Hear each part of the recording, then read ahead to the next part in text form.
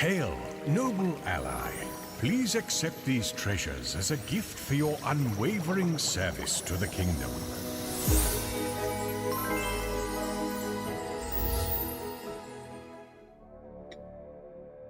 Well, good morning, Eric Rules.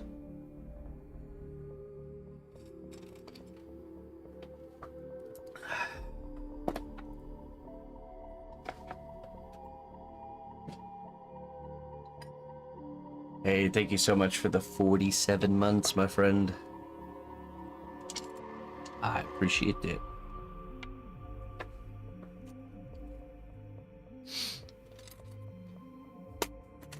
Got something new we're gonna be using here on the sculpture today. So, the head was resting in the oven, thinking I baked it last night. I didn't, so I started it just now. So we got about 30-40 minutes to kill. So I figure we'll make the frame, the skeleton, we're gonna make a disconnectable part of the skeleton. That's what we'll work on. Yeah, thank you, Eric. Thanks for sticking with me, man. Let's get that draught of the living dead for you. What camera do you use in your harmonica holder, if I may ask? It is a Logitech Brio.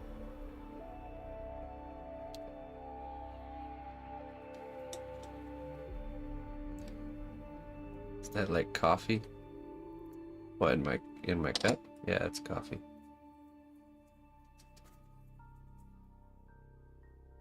You have a unique perspective and a fresh take on the world.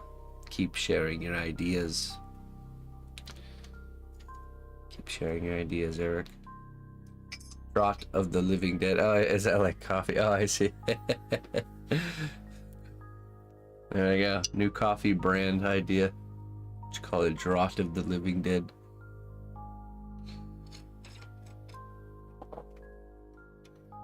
A highly caffeinated version. So anyways, I bought these meaning to actually start using them in our work, and I think now is a perfect opportunity. They are brass rods that they should be telescoping, meaning they fit seamlessly together.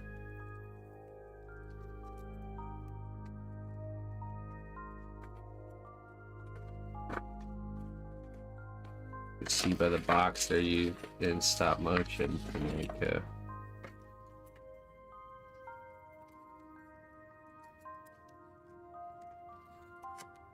stop motion skeletons. Beginner's metal kit. Telescoping brass tubes.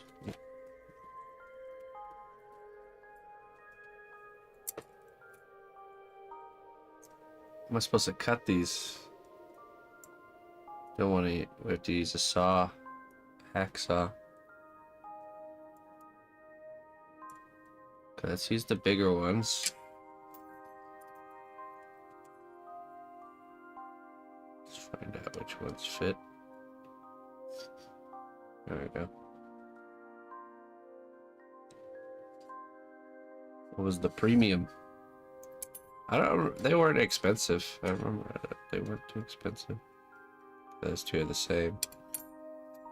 Okay, yeah. So then, there we go. So we're gonna do the same strategy as pretty much just cut right here.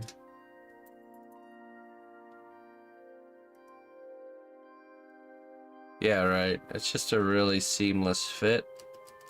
And we can attach it, think about it, we can attach it to the armature wire really easily by just feeding the armature wire in and gluing it in place.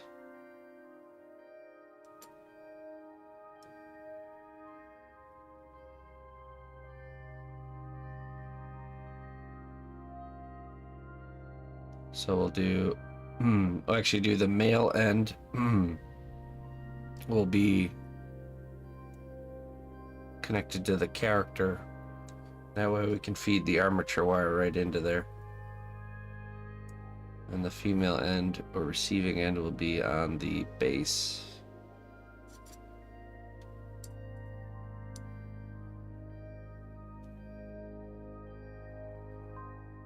So let's cut.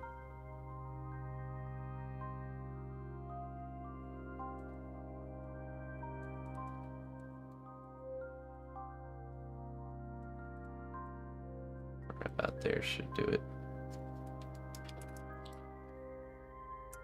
I mean, technically, so one thing I've been wanting to get into is also using solder for building armatures and reinforcing them.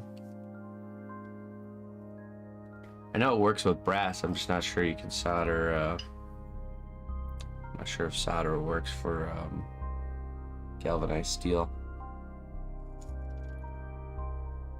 That's something I've messed around with.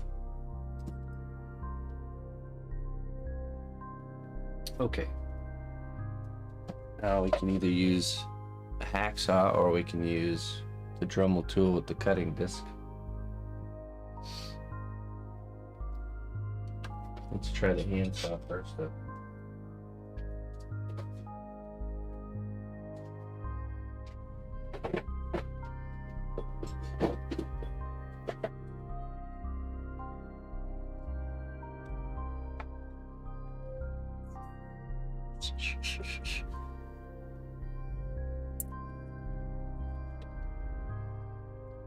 Coffee time, that's right. Buenos dias. ¿Qué pasó, güey?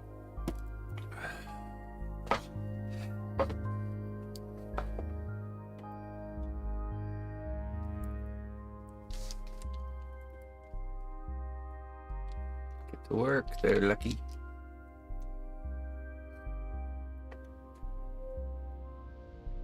Abadoons. Abadoons. Hello. Okay, let's see how easily I can cut this.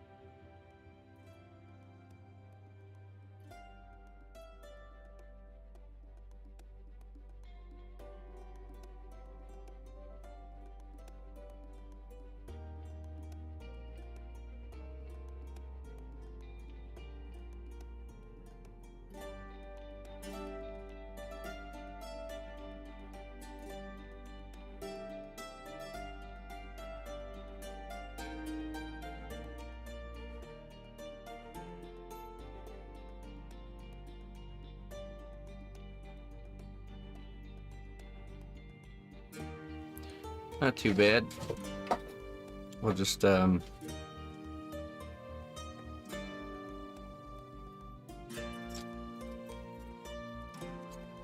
some files and file down the ends.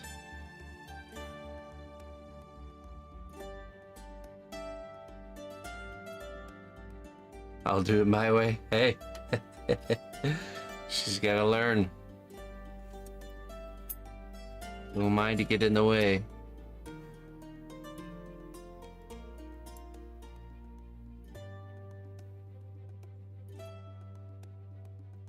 So what we're doing is we're creating, so on our sketch here, we got the base, this explosion, and we have the character. This is gonna be the union between those two. So that way it comes apart. Okay. These telescoping brass tubes.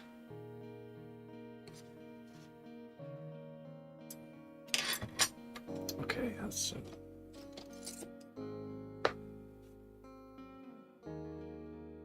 by making them come apart, it's just going to be much easier to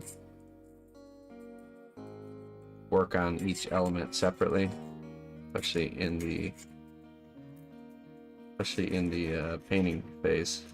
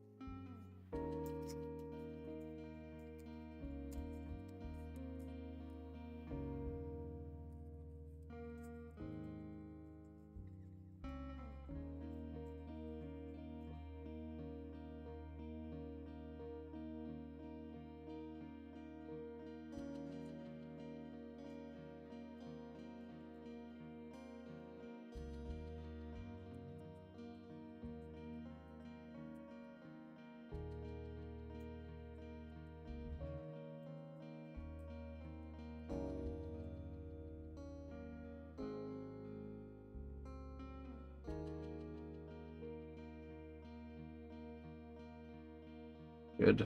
Okay. Now let's cut the other one. Telescopic, that's right. What's up, Peter?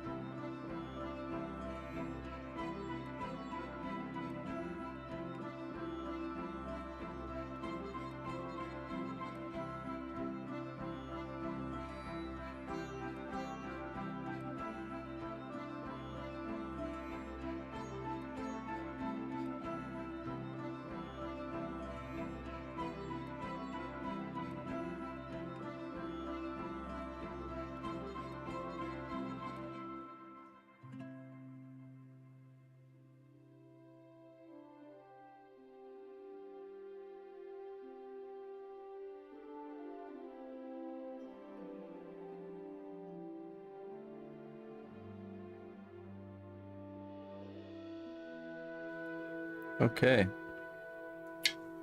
That should do it.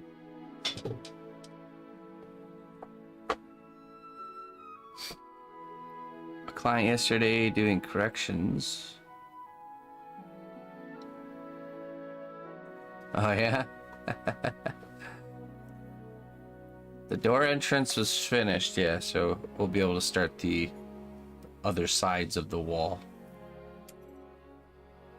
Wait, so what do you do there, Lucky? Are you doing like a spaceship building or something? Or are you building boats?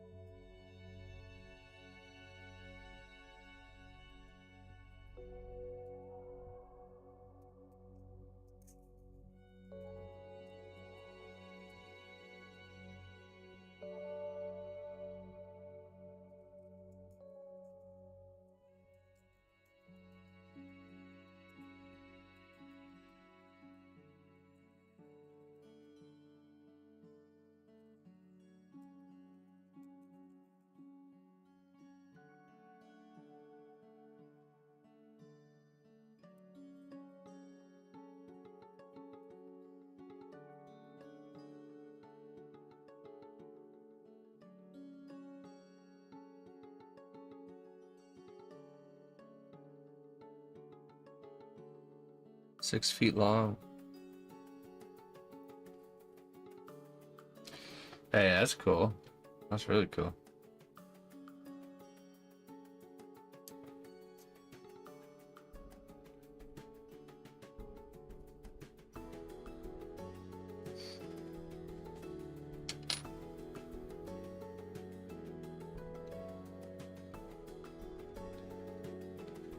Okay, so now the bottom half, I think, will just build up kind of like a chunk of magic sculpt. Hail, noble ally. Please accept these treasures as a gift for your unwavering service to the kingdom.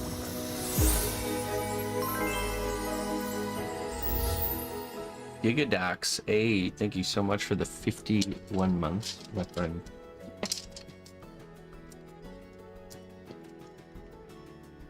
Hope you're doing well there, Gigadox. Thanks for sticking with me for 51 months. Let's get some wool of bat for you.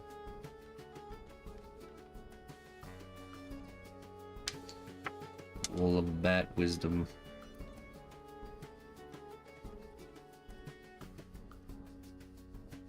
The river's meandering path tells us that however winding our life's journey may be, the destination is still within our reach.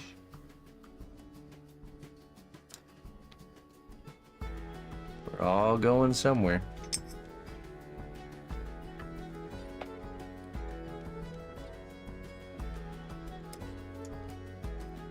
On a journey somewhere.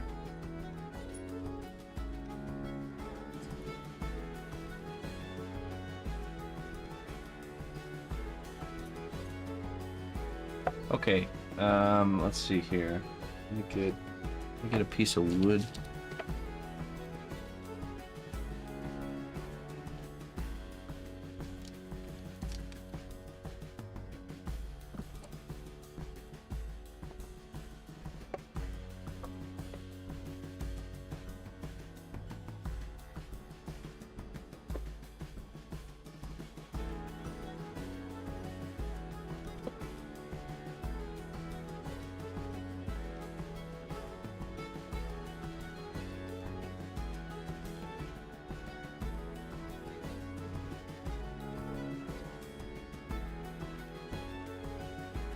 Maybe a little bit bigger piece.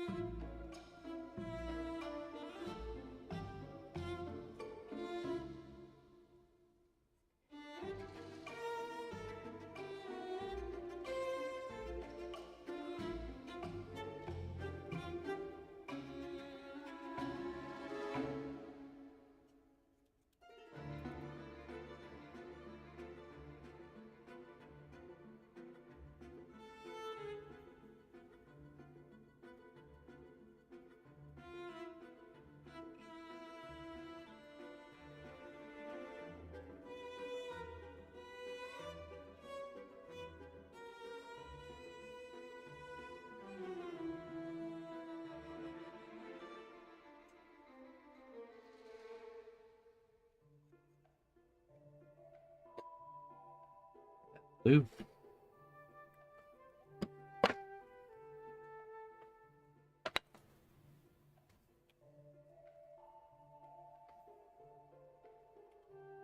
Okay, let's see here. Let's get a few pieces of wire.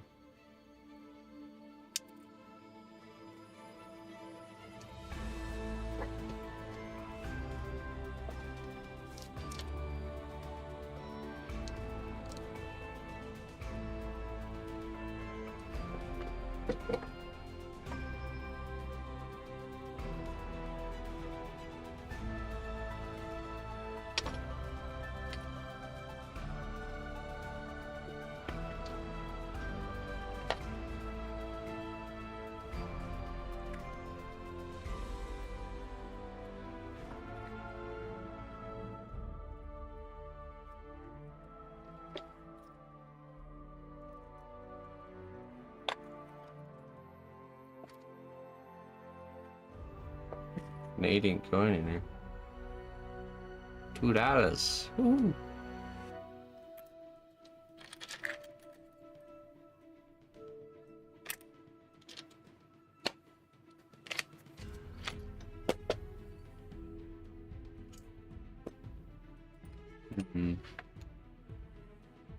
Missing a drill bit.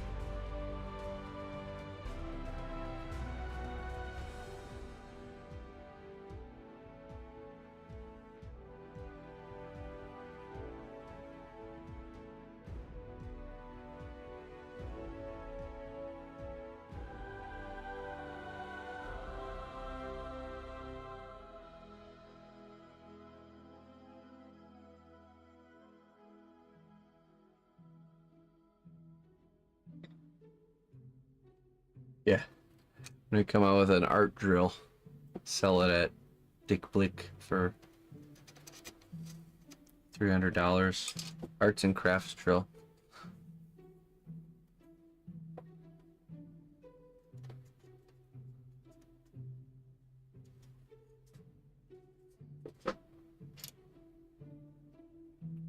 Someone would buy it.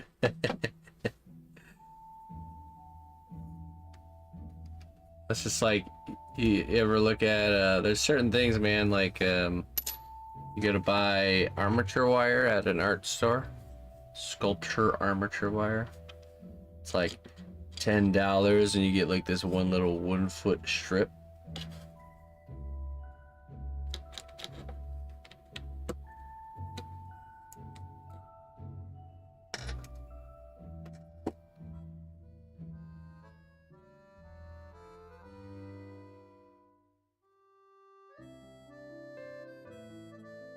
Exactly. Yeah, hardware stores. Go to the hardware store, you spend $5, you get 100 yards, 100 feet.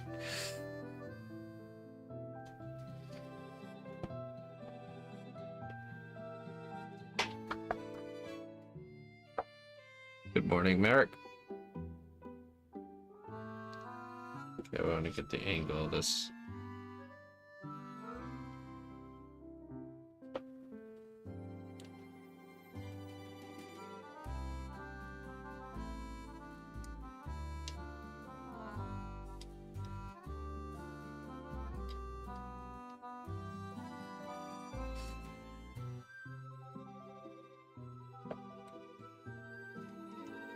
Angle and the height.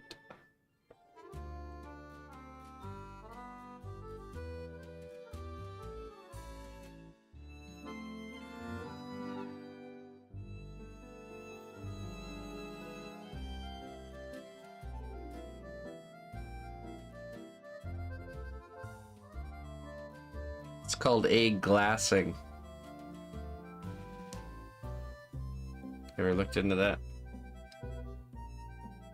Can preserve fresh eggs long term. They can't be store-bought though, they have to still have their protective coating. I know, right? When I first learned that, I was like, what? No way this works.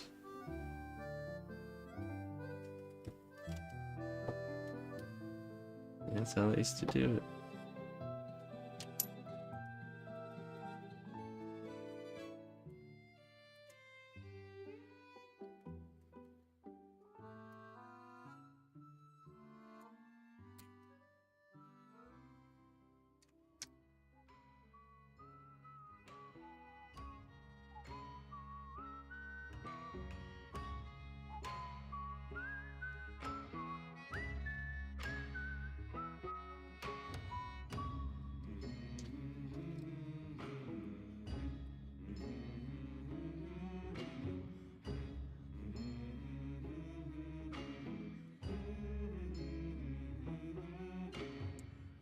Yeah, right, exactly. Gives them a break, you know.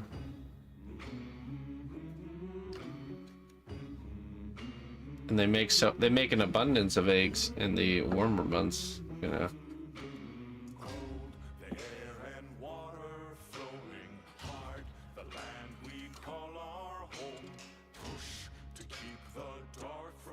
Even humans take it easy during the winter time, so chickens should too.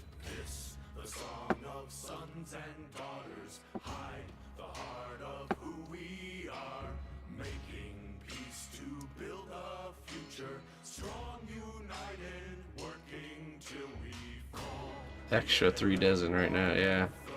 Yeah, so typically you would egg glass all the excess.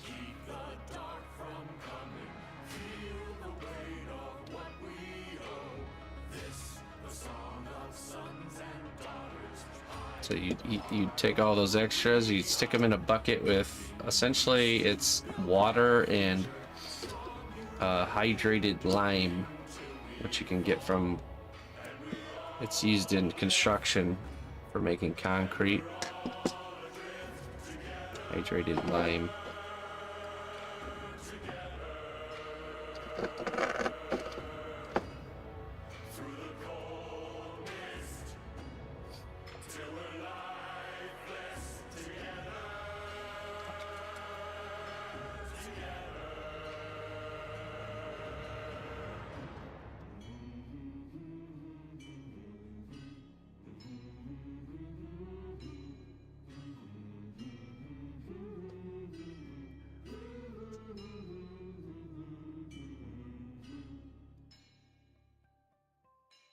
Says that.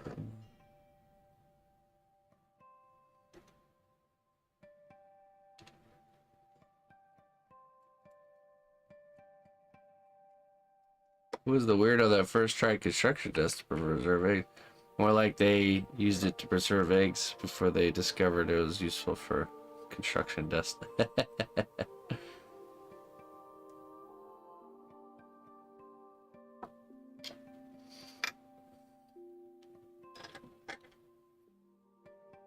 Yeah. Egg glassing, I think, predates modern construction techniques.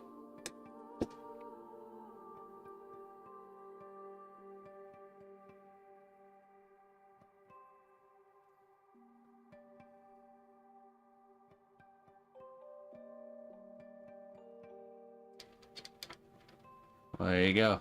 Look up egg glassing. Now you know how to preserve your harvest. Wondering if we should use a little bit of wire here. Probably not. Probably just we're just gonna tack it on there with some super glue.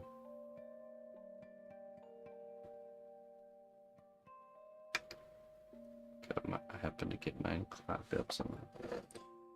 Gosh.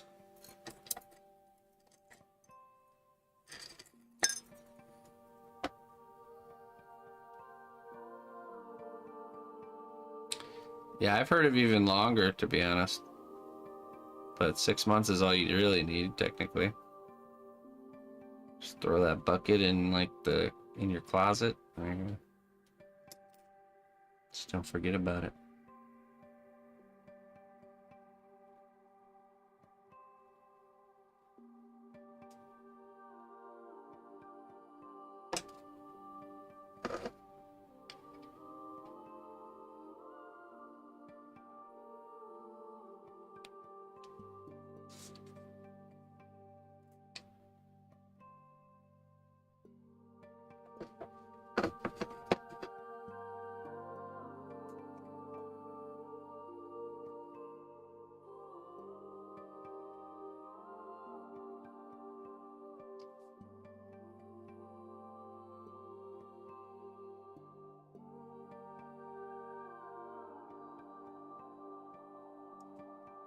Well, there's like squashes you can grow too that will last 2 years with zero preservation at all. Just kind of sitting around in your kitchen.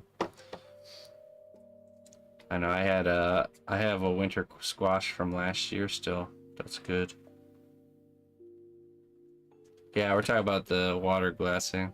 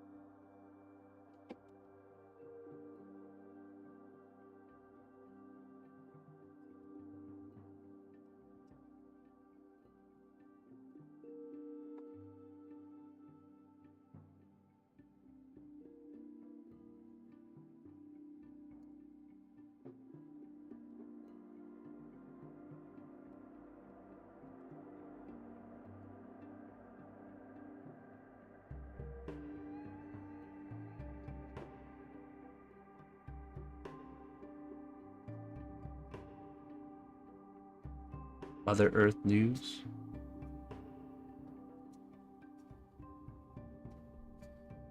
Who's that? Content creator? Are they on Twitch? Hey, what's up, Southern? Good morning.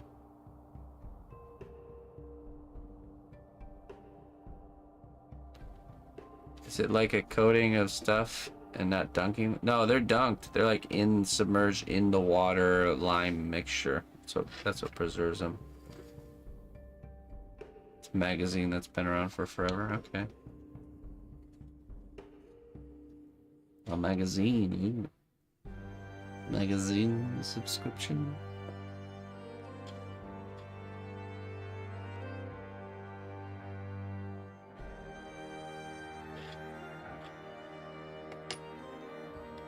Okay, so now let's take some magic sculpt and we're just going to kind of pack it around this, and that'll create the structure for our base. Just wondering if the angle is good.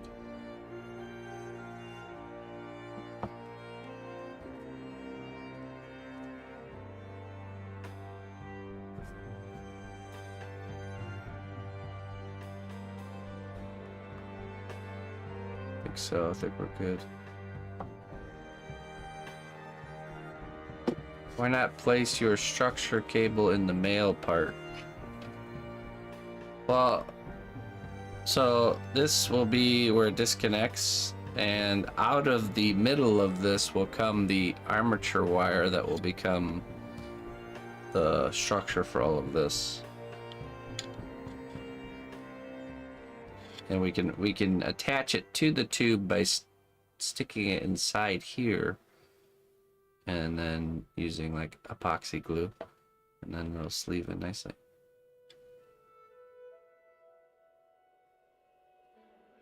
All right, so this side we secure from the outside, and this side we secure from the inside.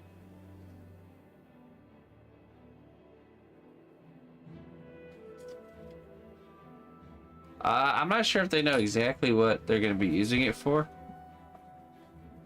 I think they were considering some sort of community outreach, meaning it might be up for grabs as a giveaway. So.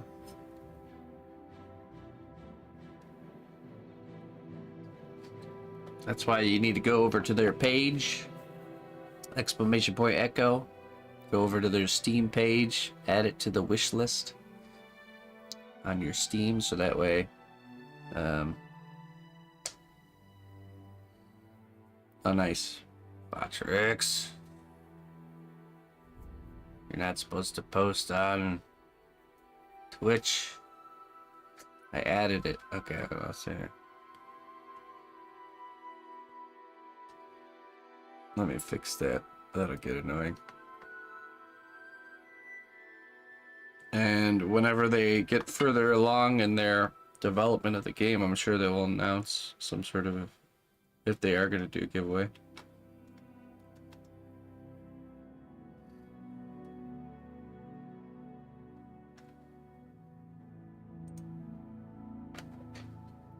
Oh, I see. Hold on.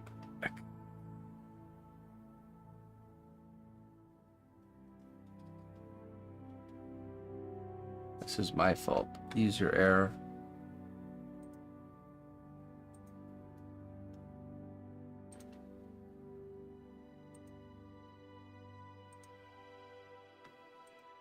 There we go. Fixed it. Good morning, Colleen. Okay, so let's get some gloves. Let's mix some epoxy clay.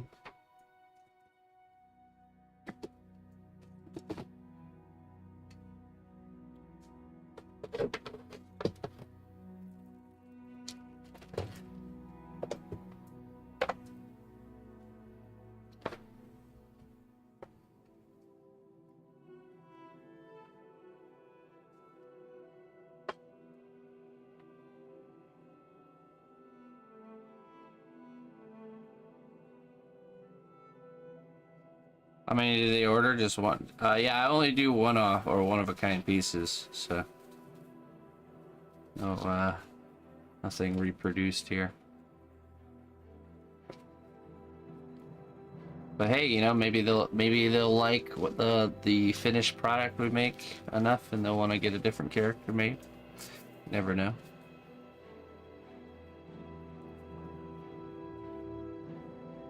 Little old village.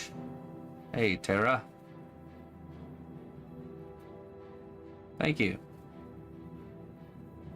Thank you very much. Welcome.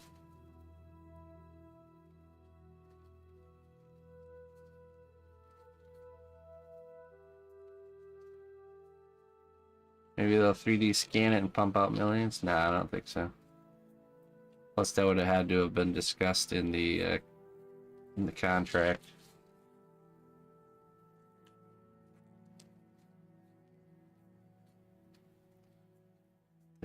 no intentions of that. Millions.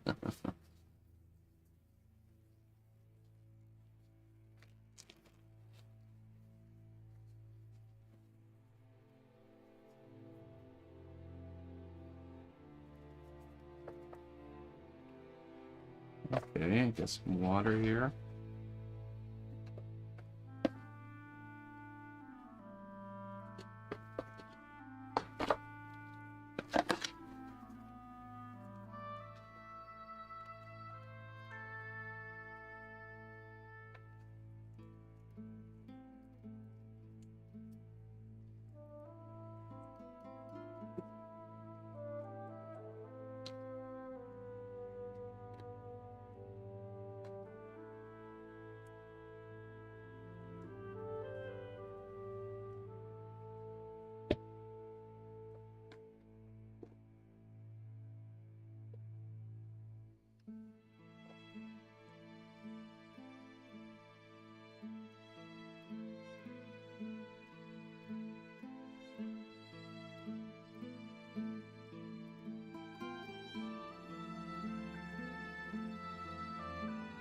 Hey, thank you, Tara.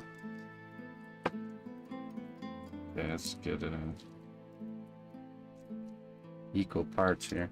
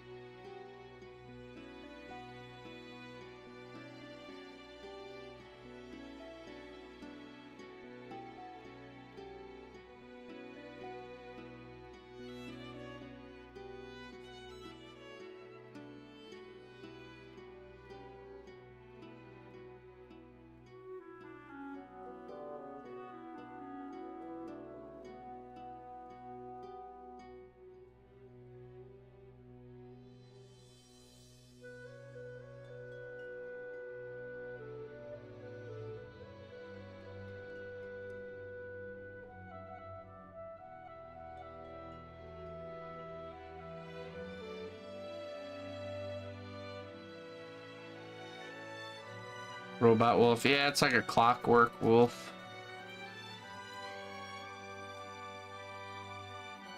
Exactly.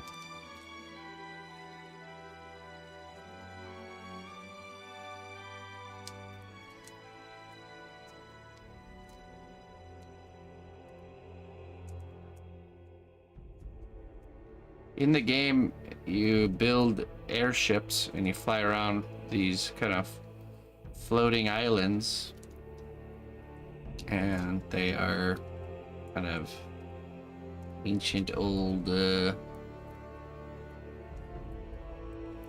islands with these clockwork robot creatures guarding them. And you can build and customize your own airship base, you know. It's like Valheim meets Sea of Thieves.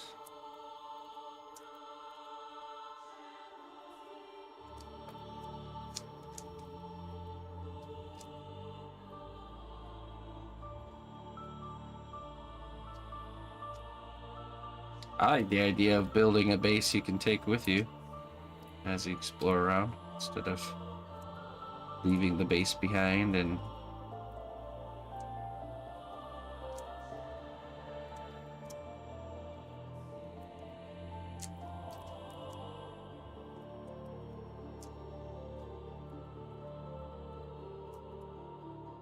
Medium firm is what I use most often.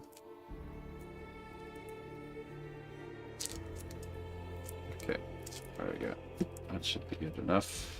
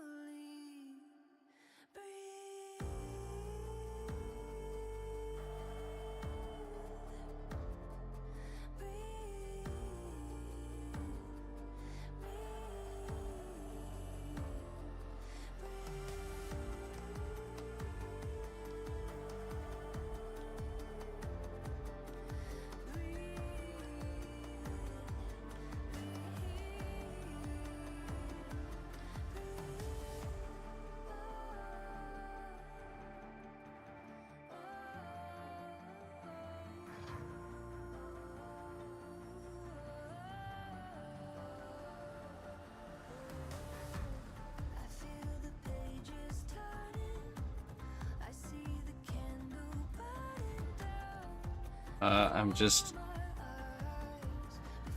moving this material around so it has more structure.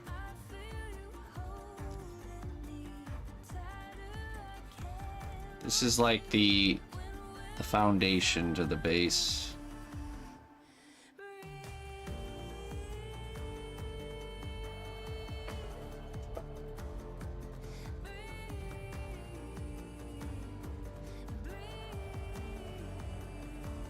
When this stuff hardens here, it's like really ridiculously hard or firm. Very durable material.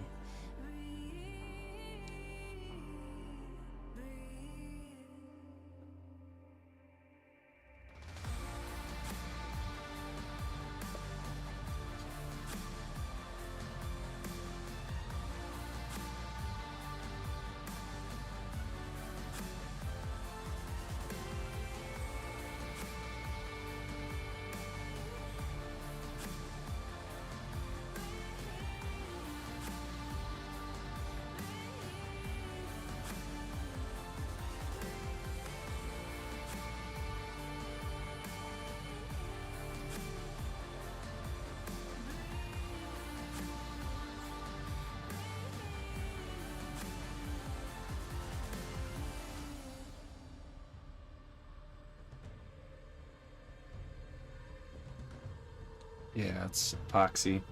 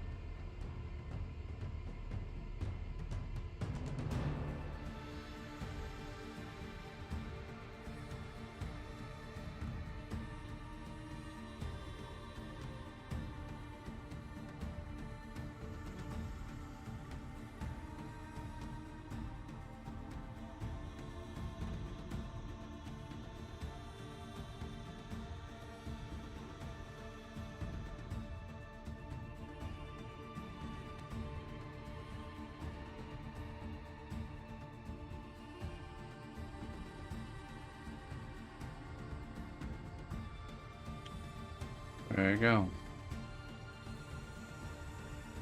Now we let that cure. And then we'll build our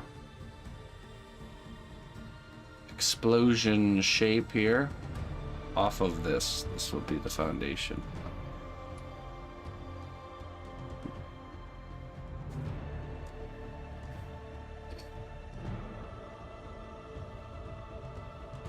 Nice, Eden. There you go. Hello, Nico. So then now I need to do the next part, which is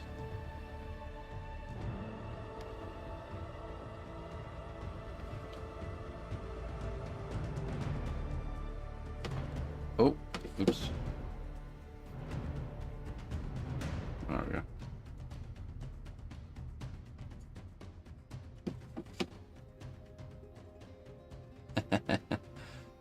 So let's twist up a piece of wire that will go up the spine of the character, and we'll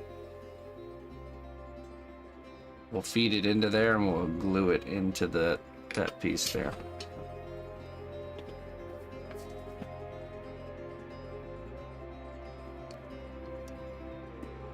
Never put brass tubing in a polar bear's nose. No, don't do that.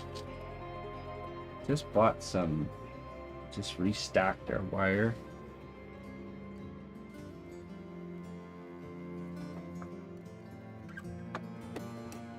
Let me go grab that. I'll be right back.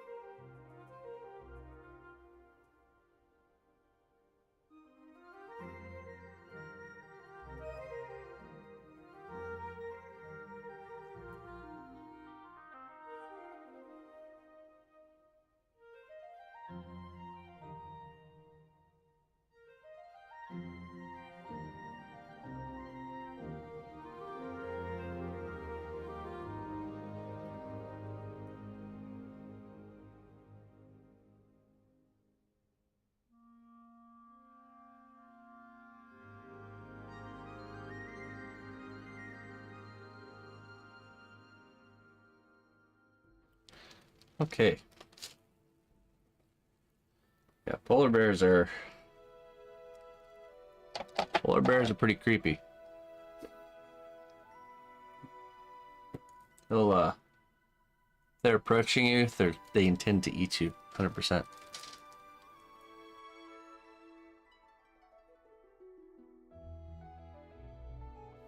And eat you they shall.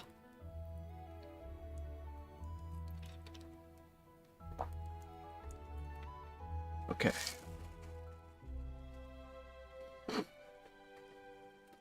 Two new spools of wire here. Creepy? Natural. Well, all the other varieties of bear aren't necessarily intending to eat you, though. Polar bears are. They want that sweet, sweet flesh. Brown bears usually only attack if they have cubs. Black bears are a little bit more of like scavengers.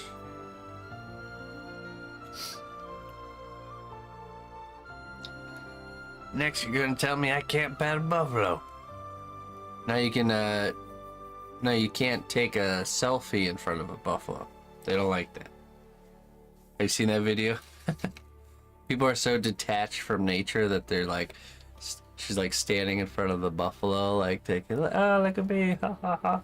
Buffalo just gets up, like, huh? And just like flips her, gives her a little flip with the old head flail action. What's this human think he's doing? Why are you using this kind of wire instead of aluminum, for example? Well, aluminum's too soft. It droops really easily. Yeah, I know, right? It's a massive creature. Yeah, I don't want to mess around with a moose either. So I have 14 gauge refresh and a 16 gauge refresh. This looks like it's actually okay. It's good. There we go. Okay.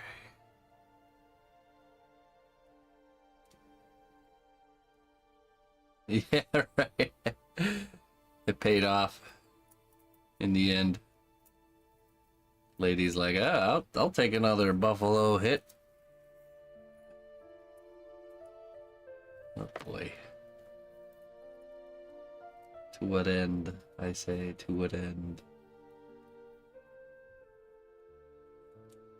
Moose kill more people than sharks?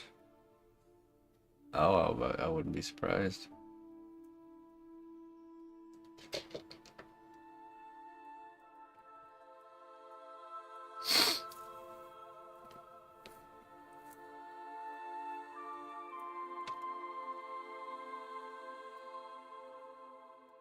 I think humans are more likely to encounter a moose than sharks.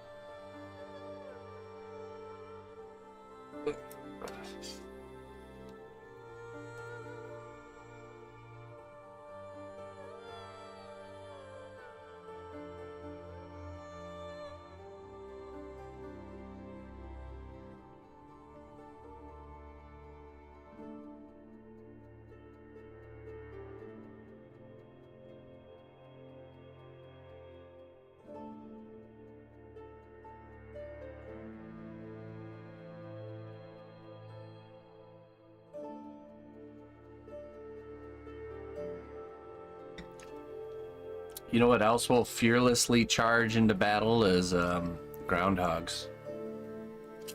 Although they're not as deadly.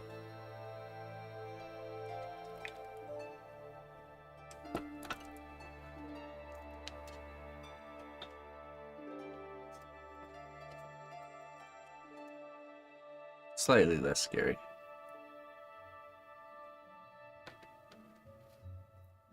I remember we went into the back. It was me, Sadie, and Annie all together, arriving to the garden at the same time as a pack.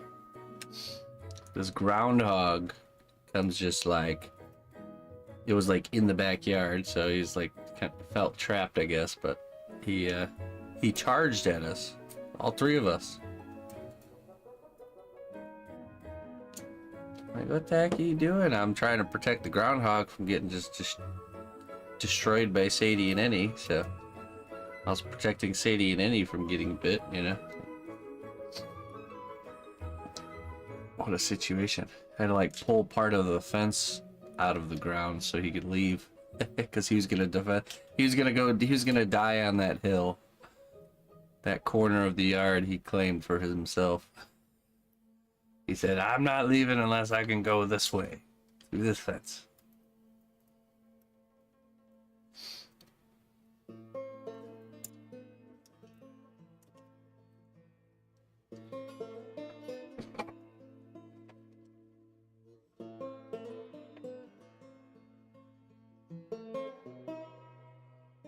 I think buffaloes are not as docile as cows, bison. Not as good for herding, you know? Okay.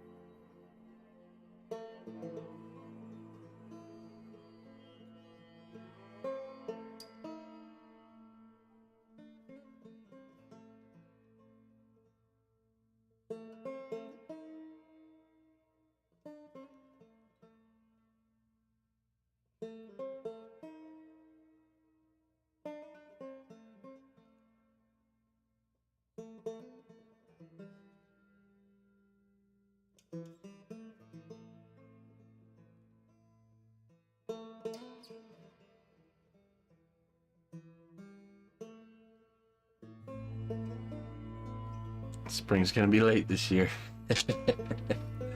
Groundhog picked a fight he couldn't handle.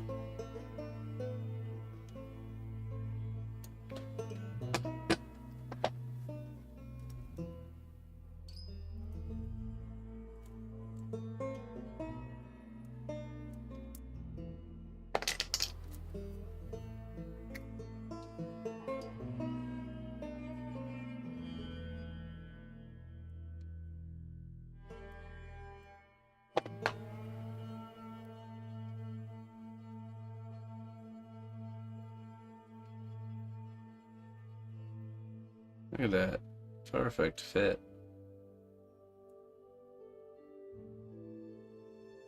Very good.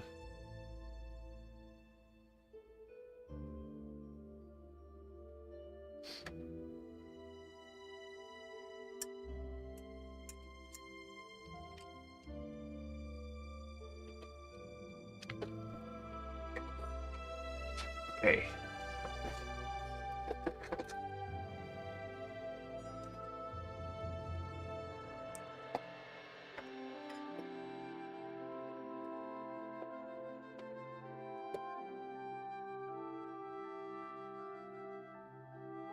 Well, I haven't done this before.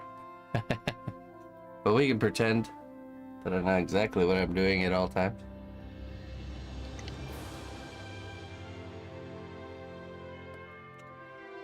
Don't worry, I'm a professional.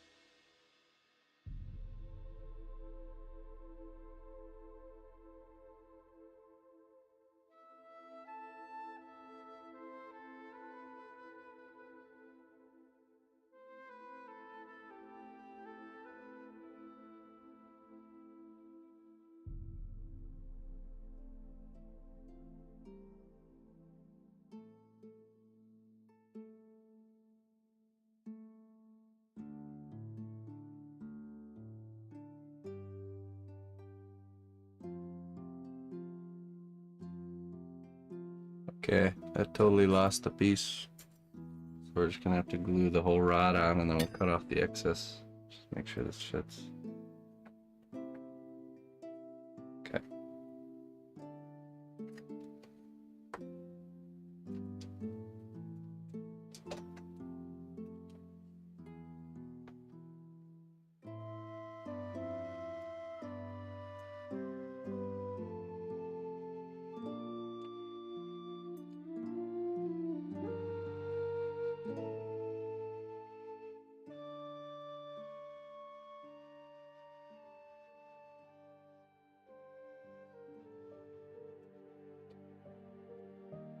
Oh, thank you.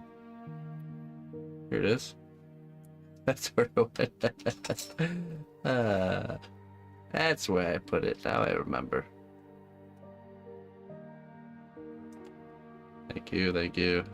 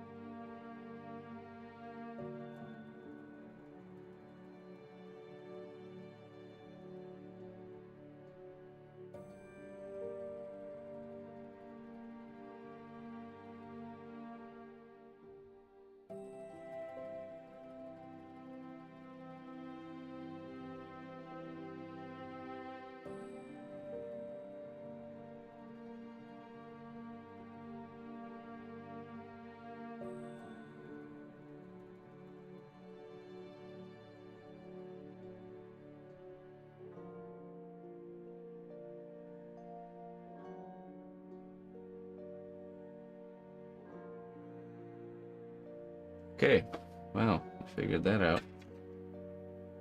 Had some resistance, I think, because of the this end, the cut was a little bit sharper, so I was scraping on the inside of the tube. But we figured it out.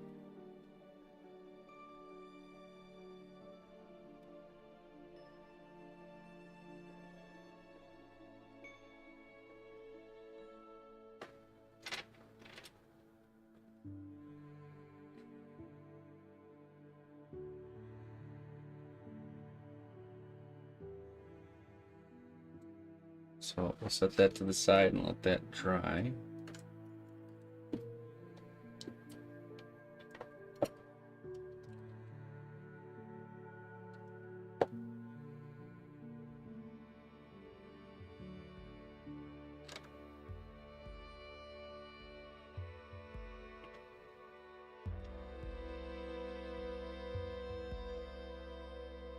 Tube scraping.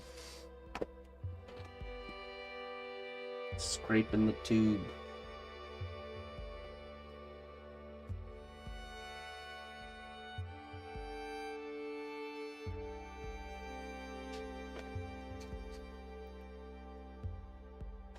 Let's move this over.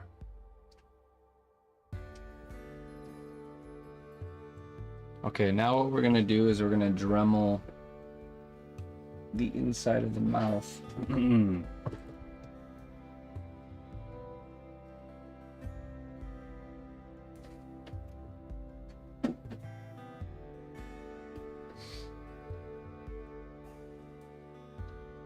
Particularly this bottom jaw portion.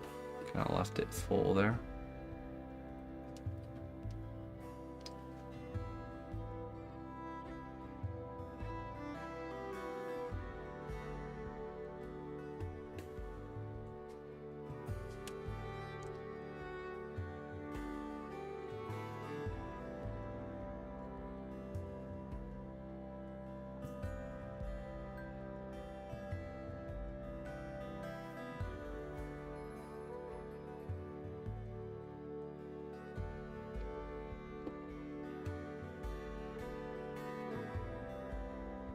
Paperwork.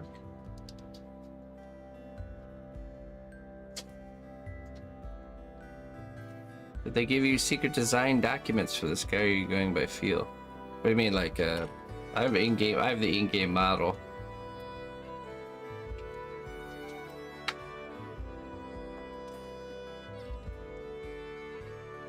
And concept art. Okay, here we go.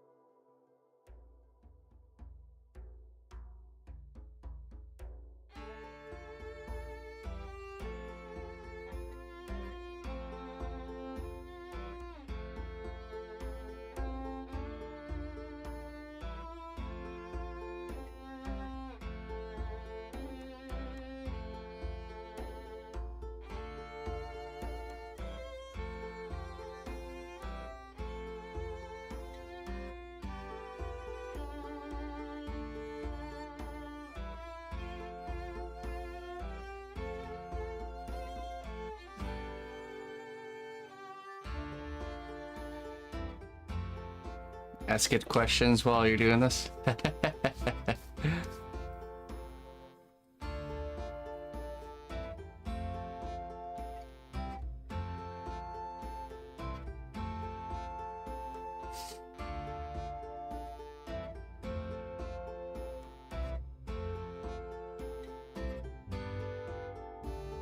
No, I got some footage of them showing the 3D model in the software. I also got some images.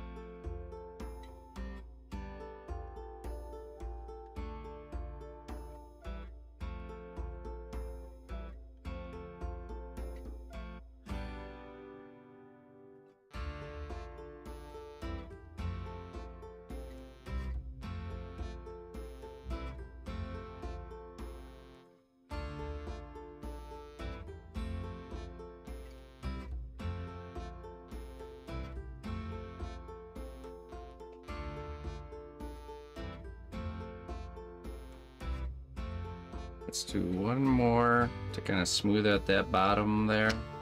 That should be good.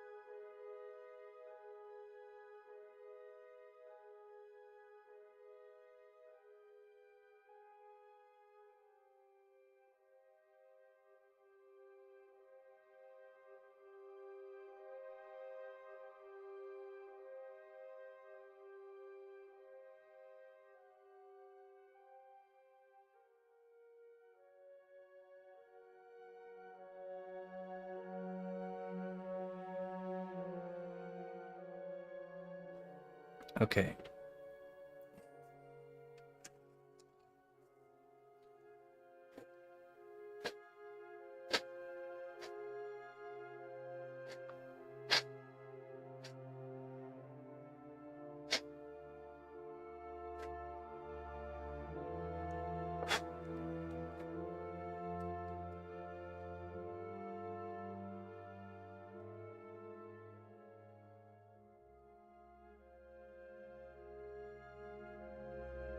Yeah, anytime you're doing dremeling, it's after it's been baked.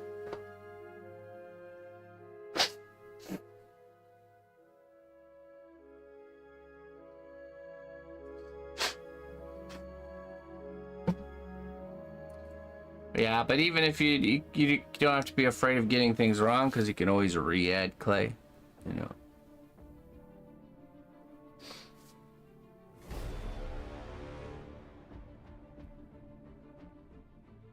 Okay, so next step now is we need to start building the armature here. Let's check and see if this has been cured. Yeah, that's solid.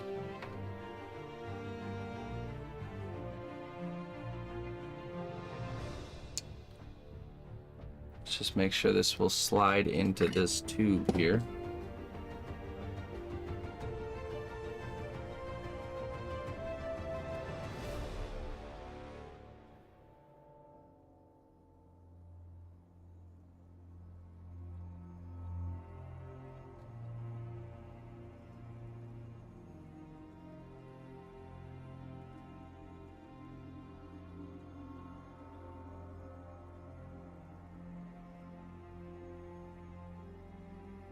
Like a glove, okay.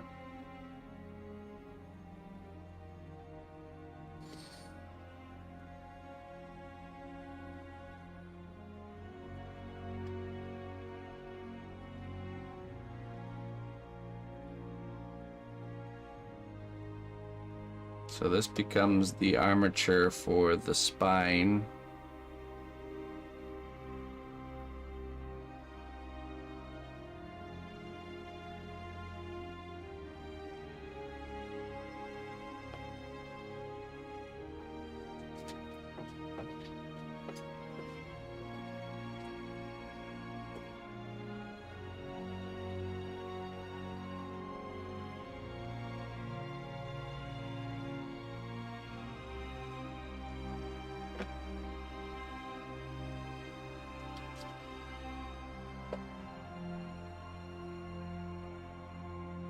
Of course, this isn't hardened. We're not going to use this. We're going to use maybe we'll make another stand, like some temporary stand or something.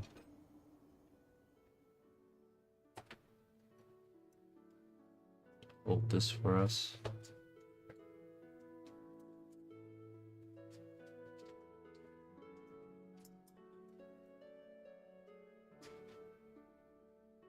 That's right. So the base and the character will be separate. This doesn't have to be permanent. This is only so we can get through the creation process and the painting process with much ease, because having the characters coming apart just makes all the other work much easier. So, okay, let's think here. So then this goes like this, and we have this head tethered on here, but we need to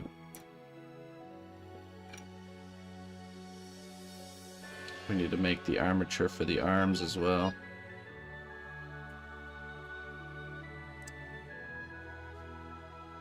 I'm halfway tempted to make those detachable too.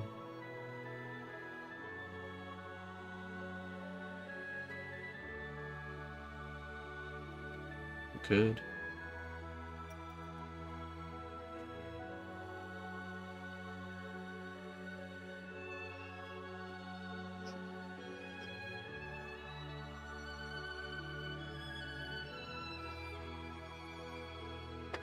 All right, let me look at the reference really quick. Who will paint it? Me and the missus will. I'm not sure. I can't say for sure who will.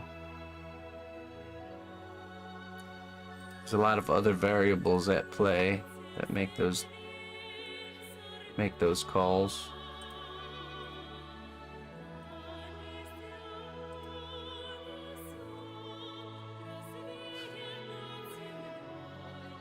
Okay, so let's measure here.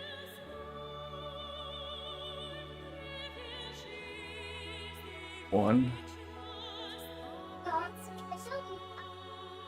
About 1.5 heads, maybe, for the length of the torso.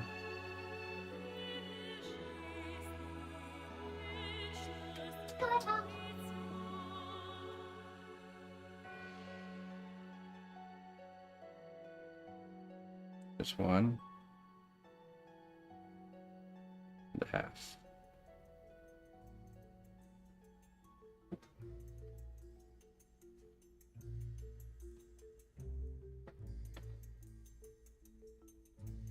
Let's measure it up to our sketch here.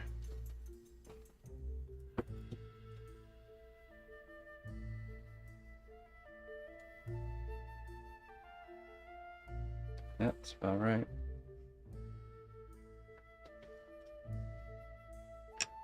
Mom and Pop Sculpting Shop. It's a unique name I just came up with for our future business. Mom and Pop Sculpting Shop. It's got a great ring to it.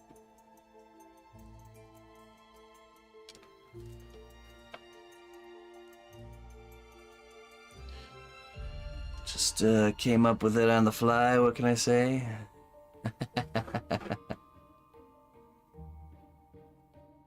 These ideas just come to me.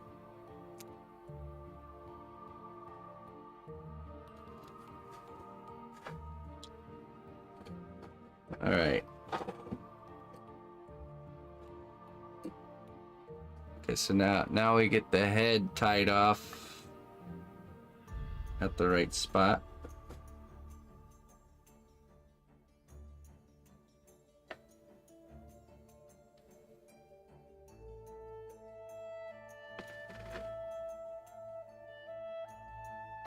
Right about there.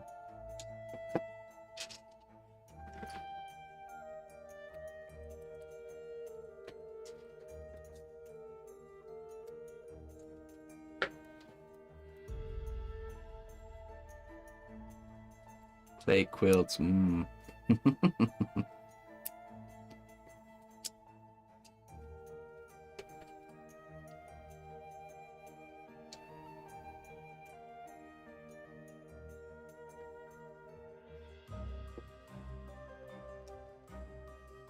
We'll do a special stream on Thursdays called Short Arm Thursdays or something like that.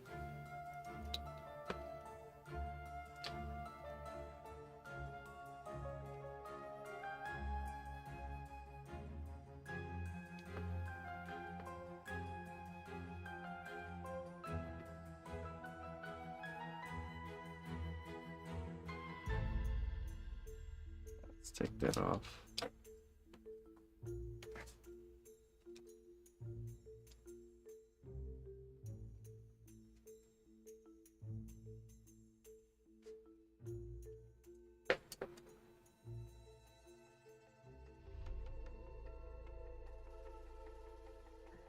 Yeah, this is floral wire, so it has a kind of like a plasticky looking coating to it.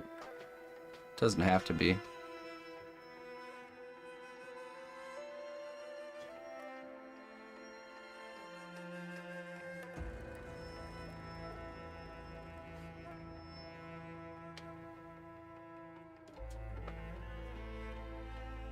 I was also thinking we should have Ina, you know, run the stream, like do all the digital stuff for the stream, and then we'll have like a cutout of her on like a webcam in the bottom corner while I'm doing my thing. Let's think about that. Not to convince Ina of this. That's the trick.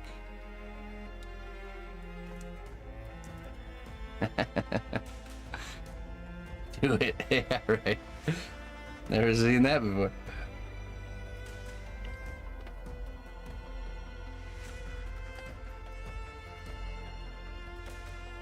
Yeah, no.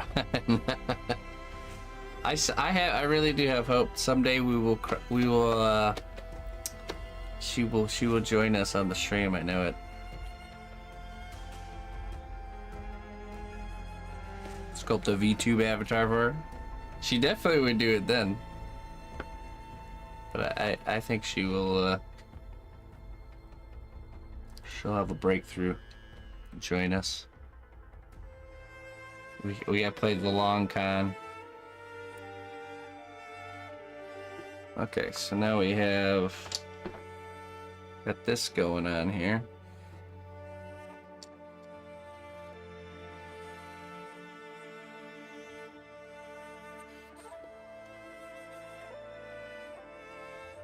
Up there.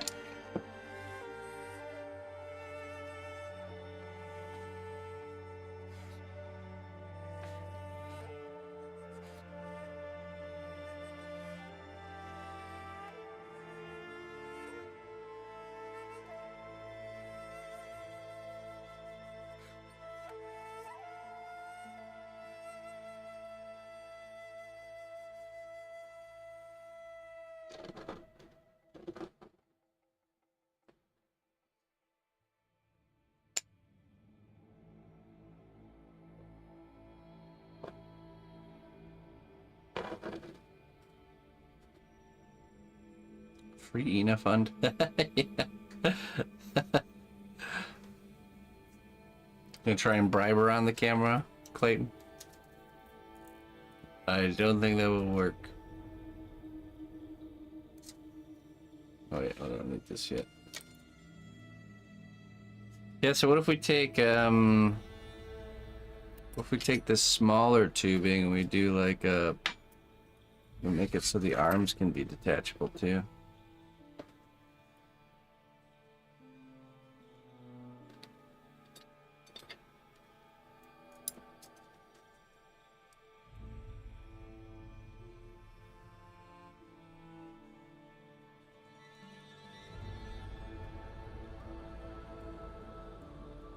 I don't think we could use the smaller one though because the wire wouldn't fit inside of it.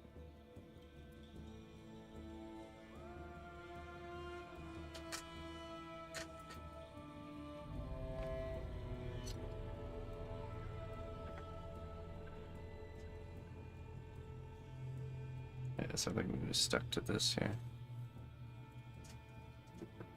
The masked sculpture. The mask sculptor. Oh, this is what we'll do. Ready? We'll 3D scan me and create a VTuber skin that just looks just like me, and then a voice augmenter that makes her voice sound like me. There we go. That's a perfect plan. Actually, I think she's already doing that right now. You guys wouldn't even know.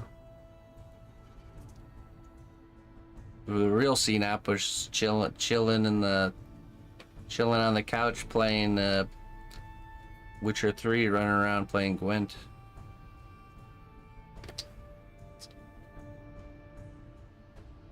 Who's to say?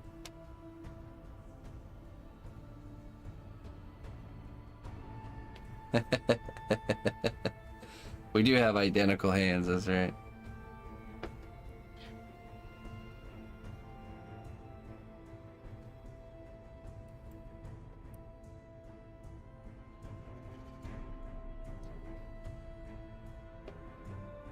Scammed again. You know, I really like cnotbusch on Tuesdays and Thursdays, but the other days, I don't know, something different about it. Have Enos streaming on Tuesdays and Thursdays.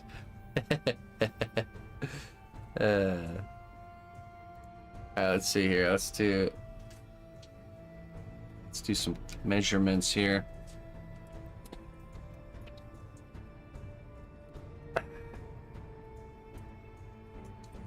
Let's see when it's time to get serious.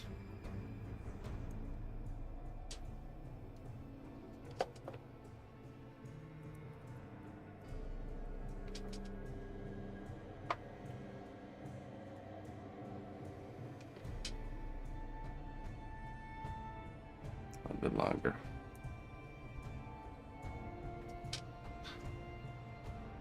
I know, right? She's like, which one is Prange? Tell me.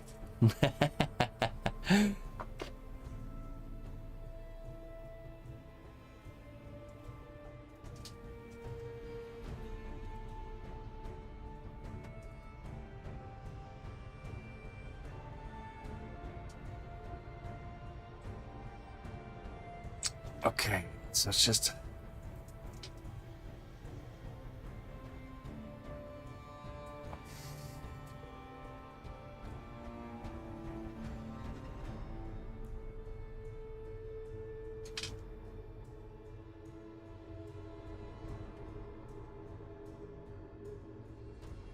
That's the base of the neck. Okay, okay, I got it.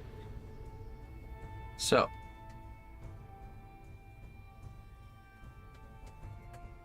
A bit longer.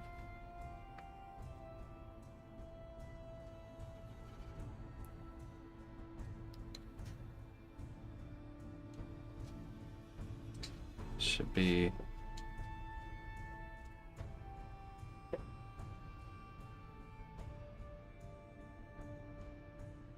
Should be like one head from here to here.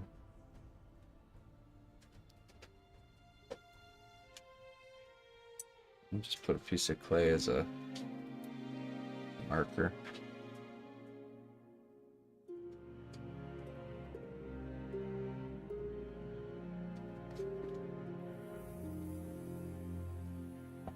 It's the shoulder of our creature, I believe. Double check that.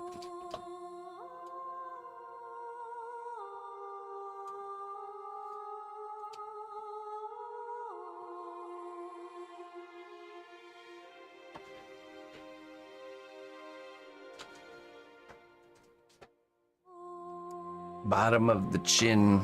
Okay. So let's get this one again. Bottom of the chin. Oh, but that's with the closed mouth. Okay, there we go.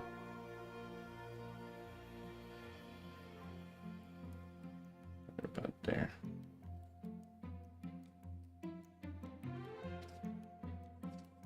Okay, so now we will use this tubing here and kind of attach it like this, and then we can create the armature for the arms.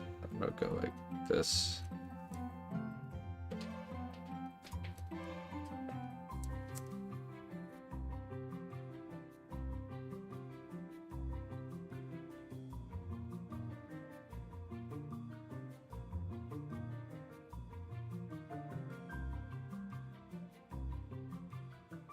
Okay, so next portion I need is the width of the shoulders.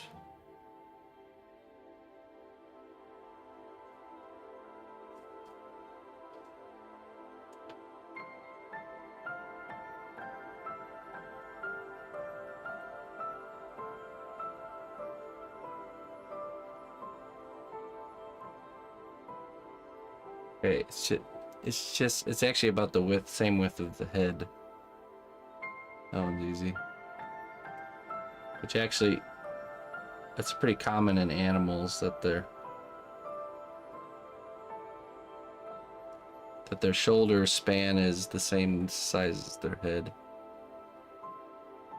No, they're not gonna articulate, we're just gonna make it detachable. We don't technically have to, but I'm telling you, I know that it is. It always makes life easier to make it detachable. Okay, so let's cut that piece.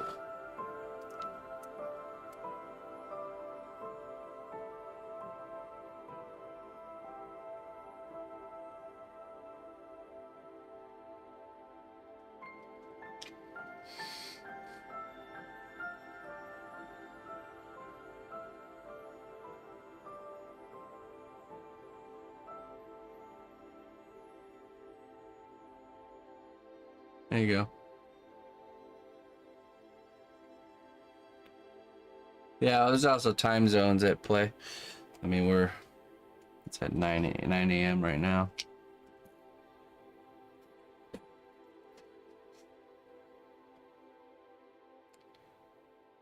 It's the logistic frame building side of thing. So when we attach this, we'll have to secure it. But I don't think we need epoxy clay. We could probably just use epoxy glue since it cures faster. Where's my saw? All right, let's cut. Let's give this a cut.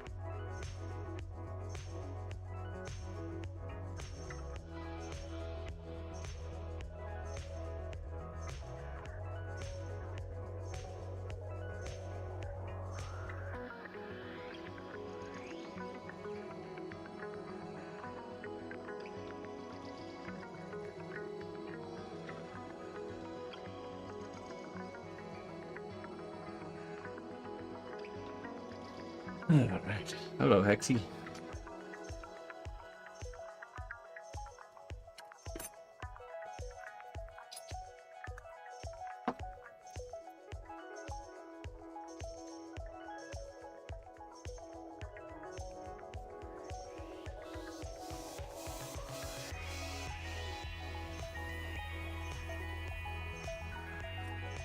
those fit in there?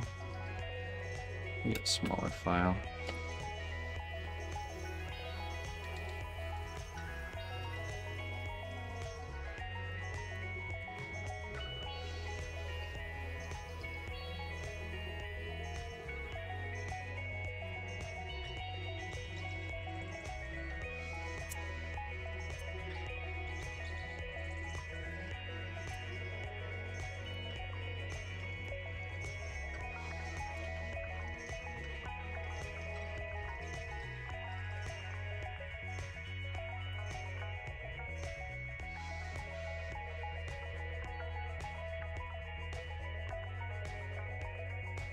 There we go.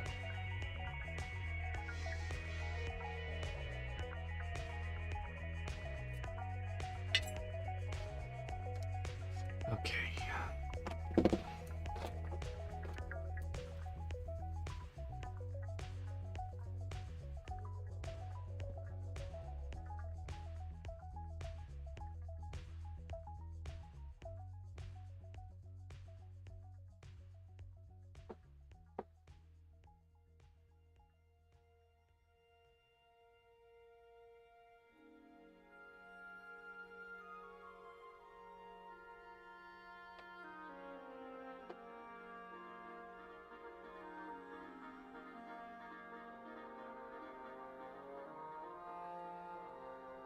This arm is reaching forward. I want there to be a little bit of a twist in the shoulder structure. Just a slight bit there. Instead of making it perfectly perpendicular. Or, yeah. Yeah, exactly. Instead of perfectly parallel with the head.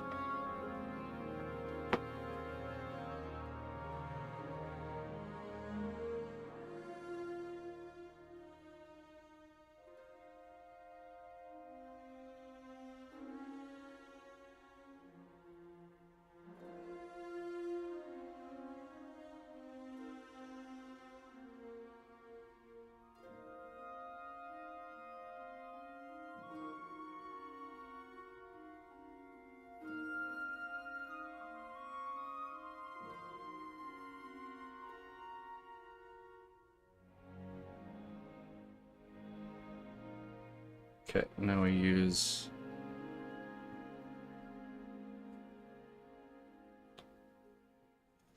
a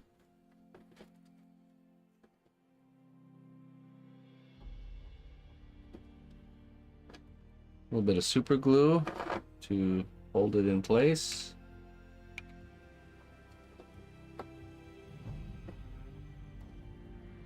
And then we'll use some epoxy glue to really hold it in place. Let this stuff, it's getting firmer.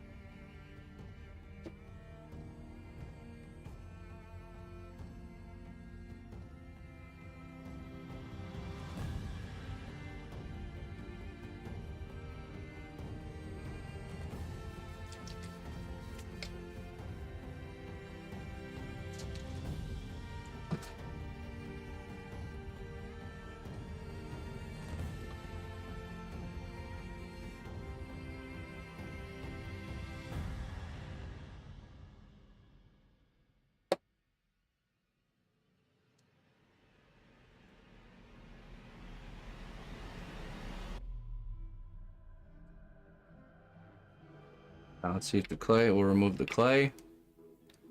If it's in place, then we'll use some 5-minute epoxy.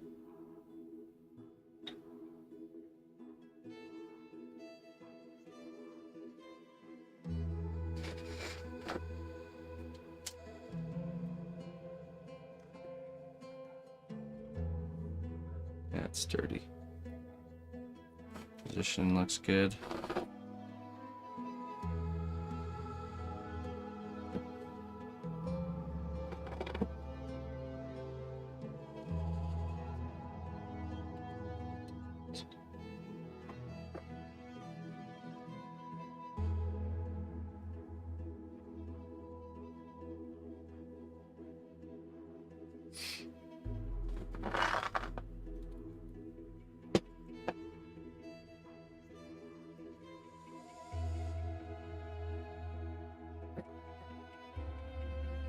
Let's reuse our mixing stick and pad from before. Let's break this off.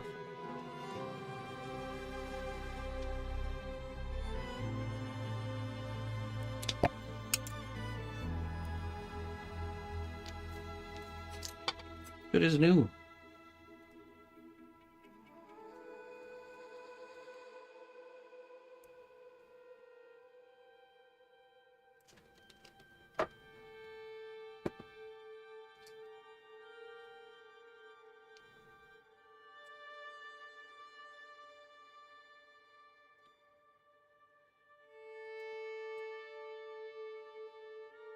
This would be a good spot for a steel stick, but we don't have any, so that's why we're doing a little bit different.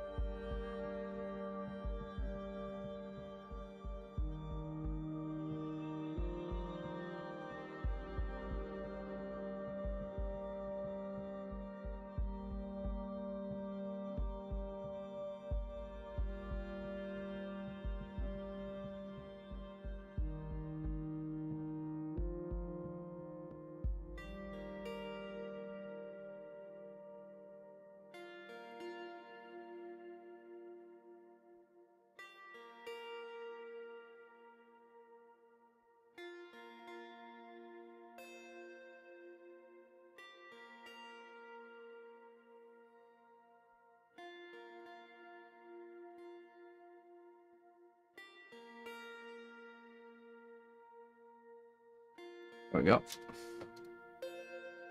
I'm going to use a little bit of wire to create a mechanical lock there. It's not just held by glue.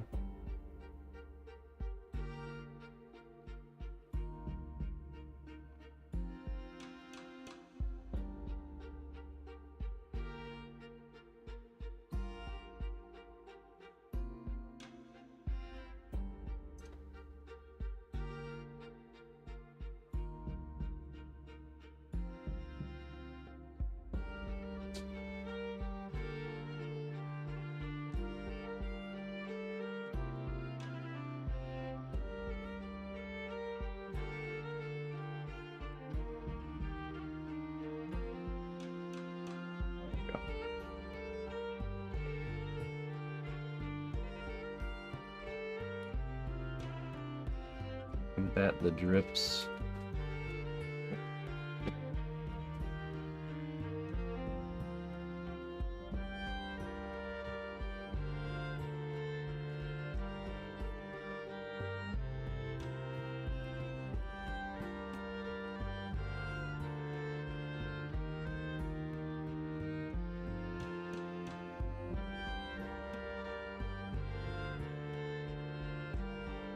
Yeah, exactly.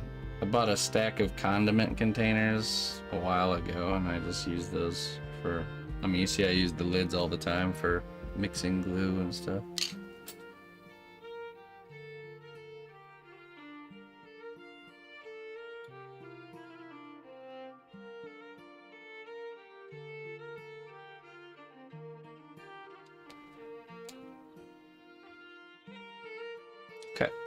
So while that is hardening, we are going to glue the...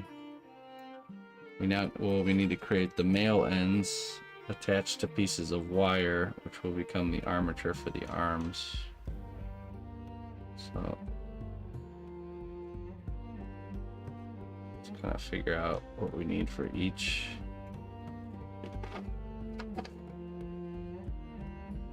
Really, it's wherever the halfway point is for this.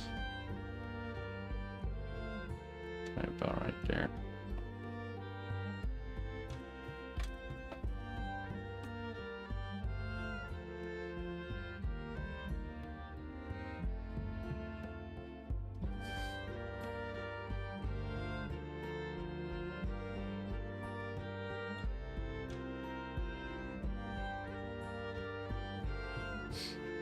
Yeah, I used to use this like scrap pieces of foil and stuff, and I still will. For sure. Nothing goes to waste around here. Waste not, want not. Okay,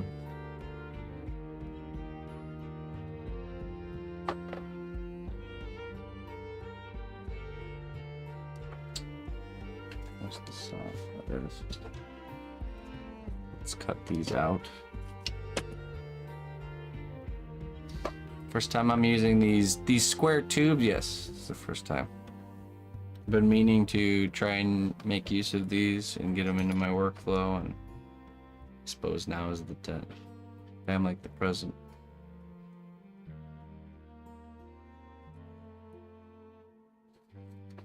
I don't think I've used square tubing before. I have? Oh, okay. You would know better than I. Apparently I have. Doesn't surprise me that I don't remember.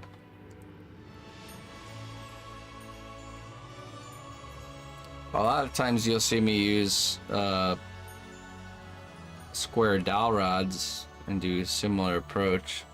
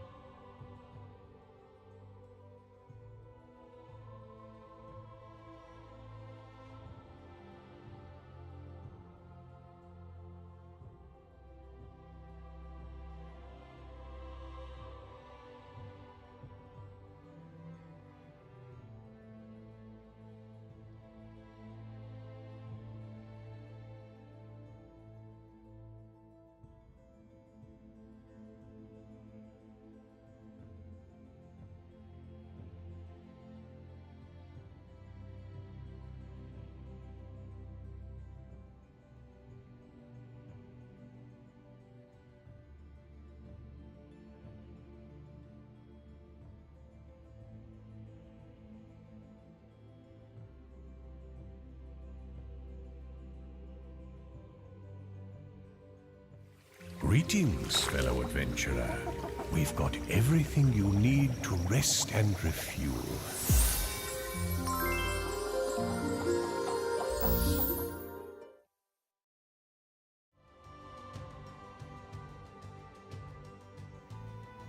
Hey. Morning, Viewbot Prime. Thank you so much for the 3 months of support. Thank you for supporting my work. Thanks for sticking with me. I do very much appreciate that. Broken Heart. Let's see what we got here for you.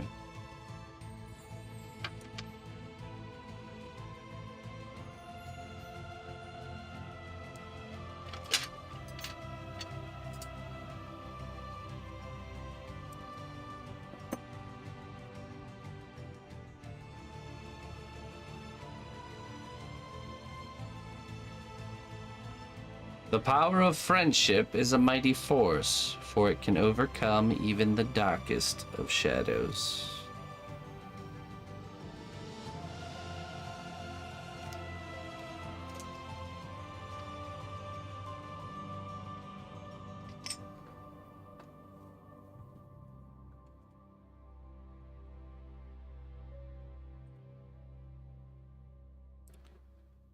Thank you very much. I appreciate it.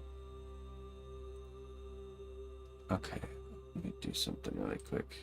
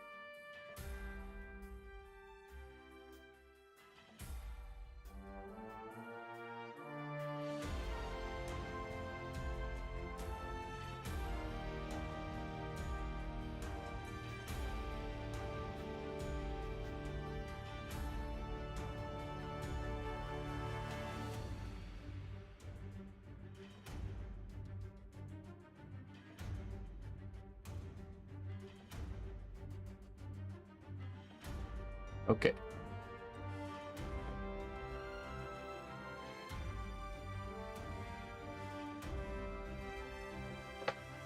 Haven't had time to work on it recently. That's all right. It's not about if you have to take leave on a project, or it's not about falling off of the horse. It's always about getting back on, right? So fall off as much as you want. Just always get back on.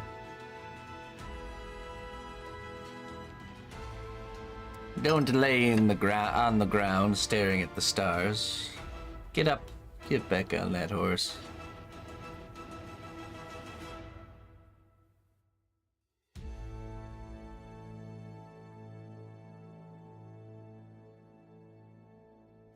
Oh, I caught a sneaky drip trying to escape me. That's already getting tacky. That's good though.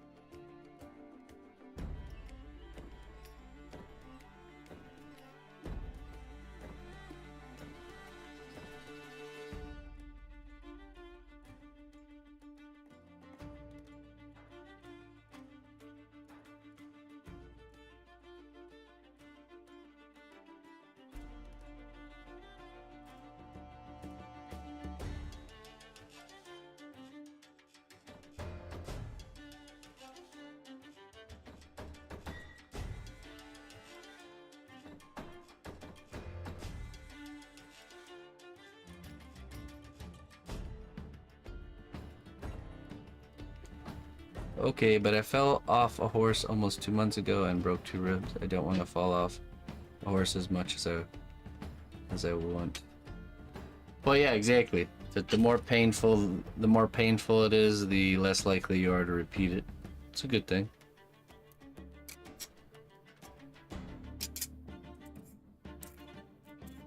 Eventually, you'll stop falling off the horse.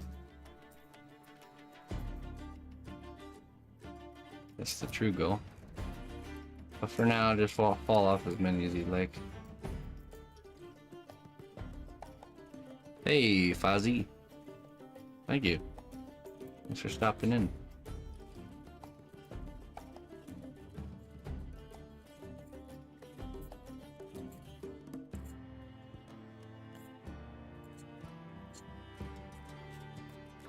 Okay.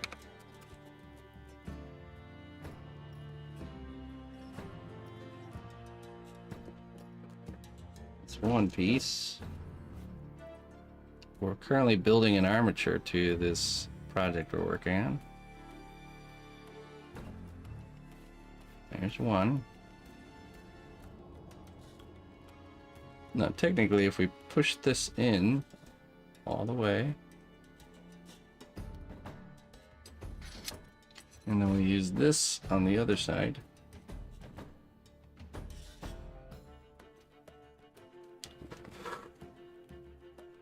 it's the right size.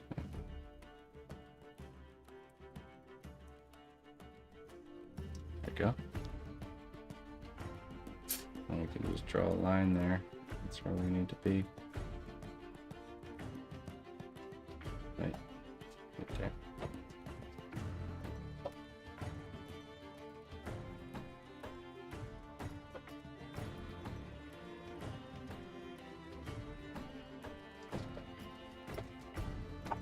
Yeah, we did a pretty good job of half-half. Not too bad. Okay, so now we gotta cut this one.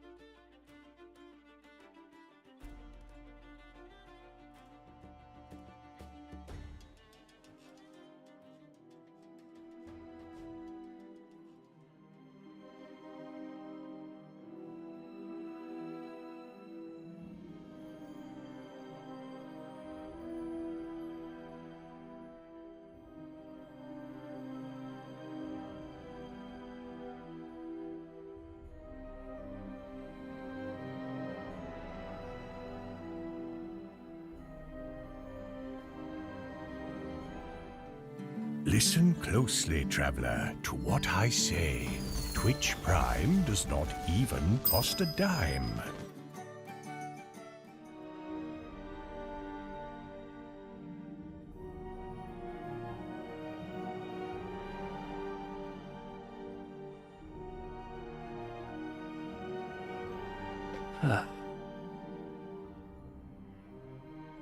Move your thumb.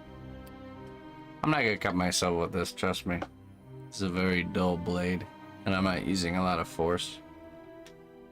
Shadow, thank you so much for the 6 months of support, my friend. Thanks for sticking with me. I do appreciate it. How you doing? Can I suffer for the carved wood box? Don't suffer for the carved wood box. The carved wood box likes the additional character it gets from me. Each marking makes it blend into the workshop even more. It's currently being sprinkled with shiny brass flakes.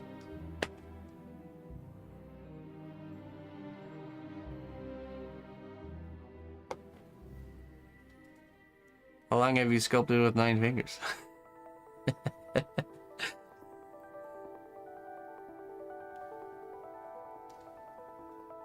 No, trust me, this blade, it's a very fine-toothed blade, not very sharp. And like I said, bad accidents happen when you're applying a lot of force. I don't use a lot of force. I use little force, but lots of motion. You know what I'm saying? It's better.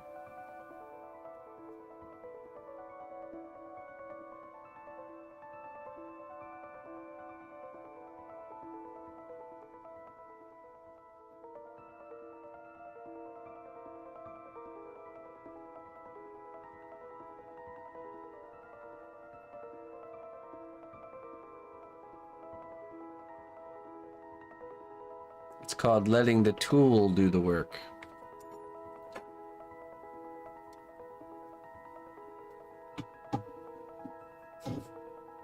Okay.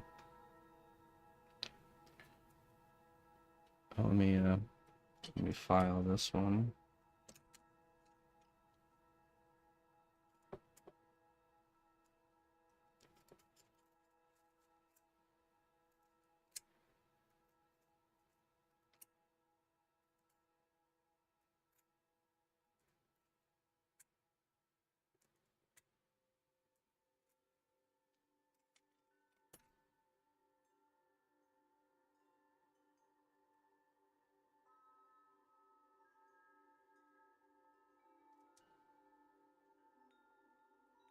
Right. Oh, you talking about how I was riding my finger along the edge of the blade? Yeah, that's to keep the blade straight and on my cutting line. That's perfectly safe.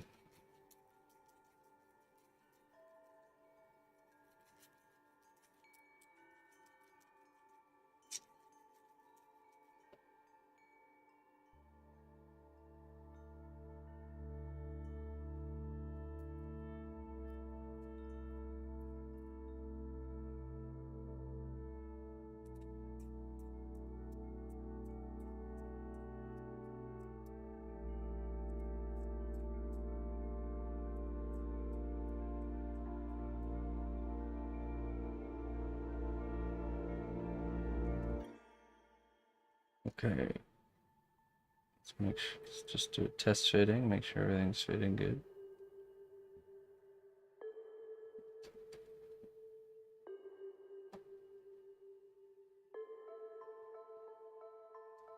Indeed it is.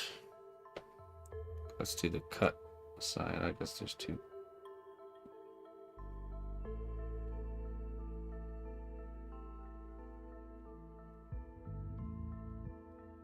Rigs? Sometimes.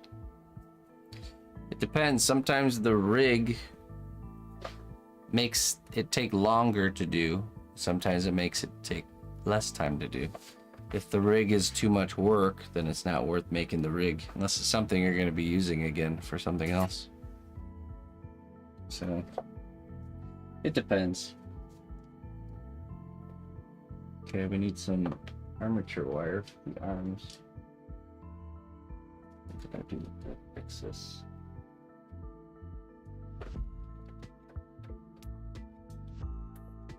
Oh, we had some spin wire around here somewhere.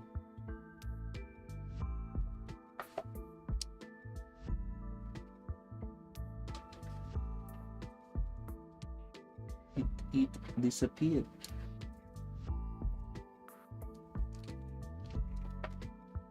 Okay, I need to get some coffee anyways. I didn't use that wire up.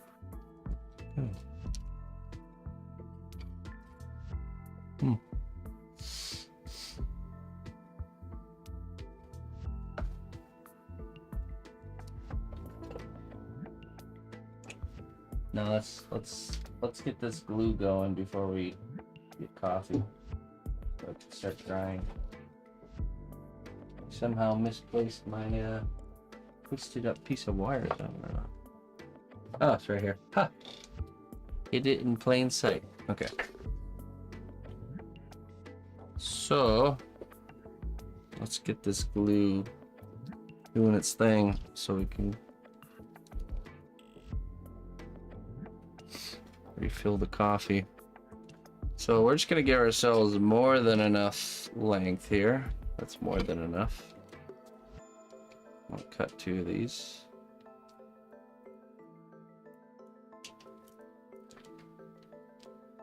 And we're gonna glue that brass rod to the end.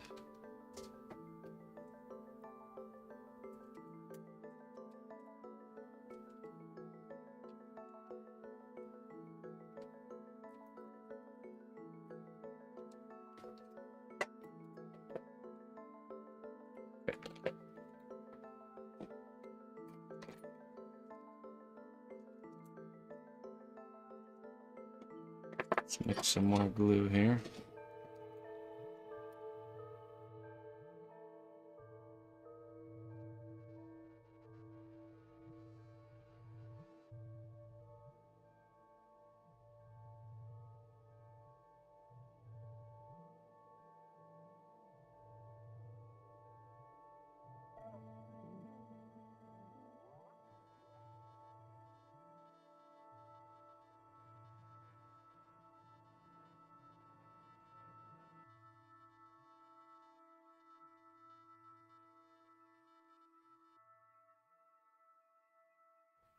Okay, now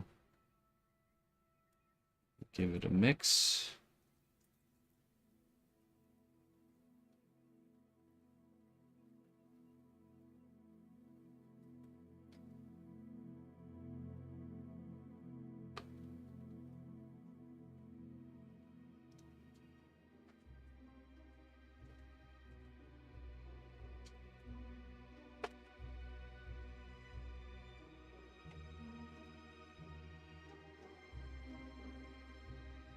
Mix them both to maximum strength. What do you mean?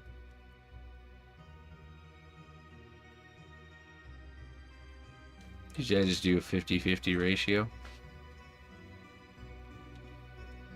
Part B is thicker than part A. I mix for maximum strength. Over 9,000 strength on this one.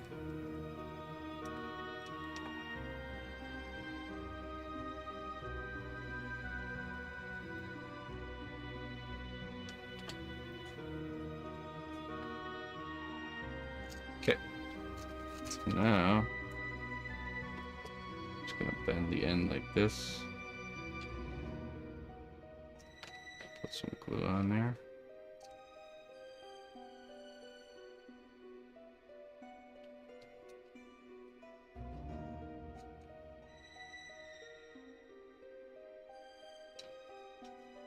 Oops.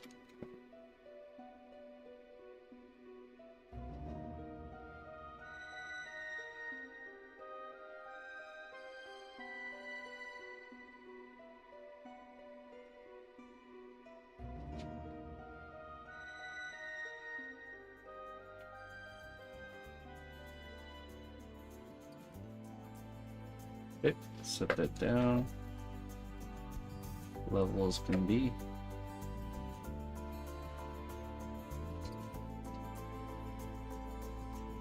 Do the other one.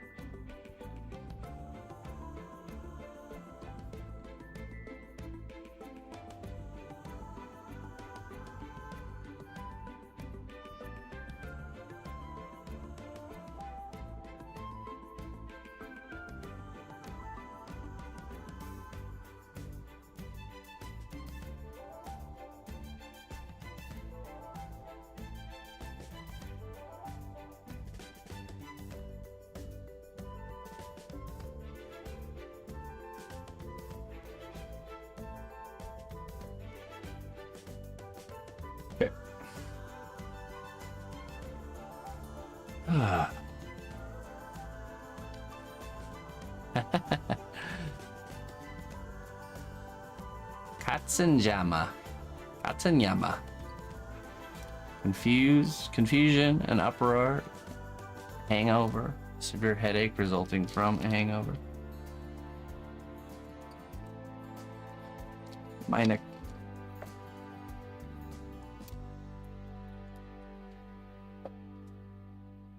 Comes from the German Katze, meaning cat, I knew that, and Yama, meaning distress or misery. Yama.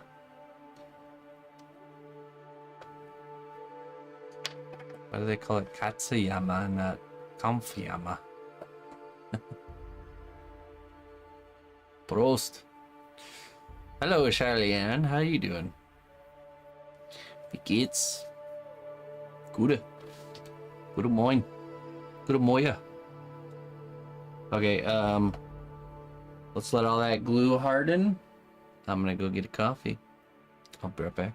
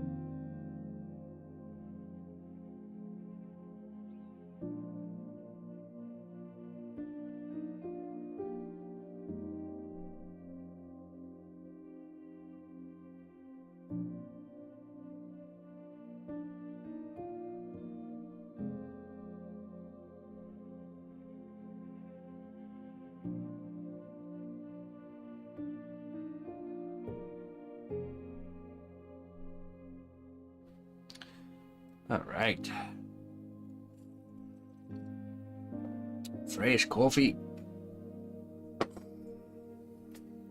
Kefsje. Lekker kefsje. Let's see. Fix this here.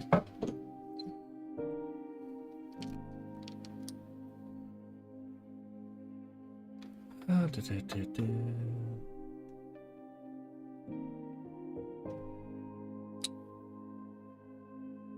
Ah, nice.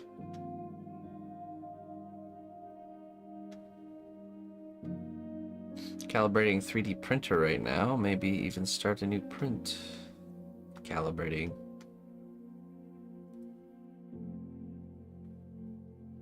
Hey, thanks, Hexy. Glad to have you with us. Okay, Looper. Gonna do some short arming. Short arm it up. Short arm Thursdays.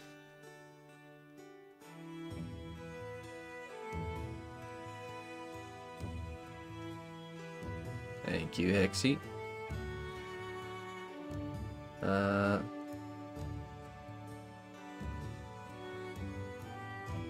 Just one project, be Eric, and I do have the project picked out. So there'll be I was gonna do something smaller, but we ended up doing something a little bit different. So.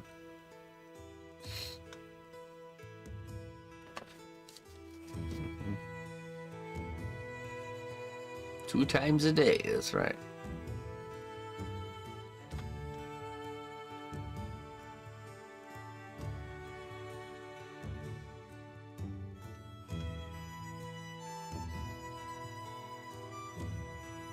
All right, Lori.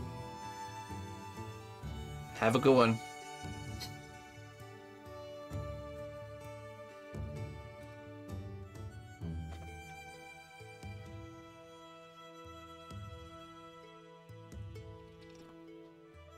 We'll see you later, Colleen. We will be doing a painting stream this evening. We'll be starting the paint job on the mouse Guardian mouse. It's exciting. All right, let me see. Let me rearrange some things here.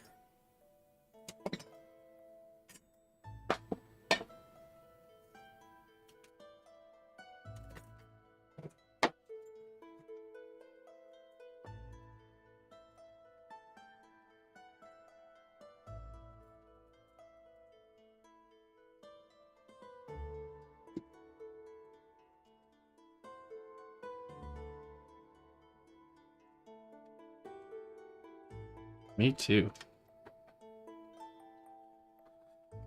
We'll probably, I think my mission is we're going to use the airbrush to really lock in the fur colors and different tones between the fur.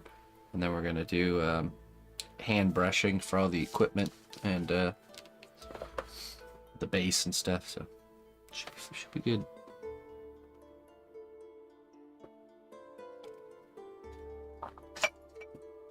All right.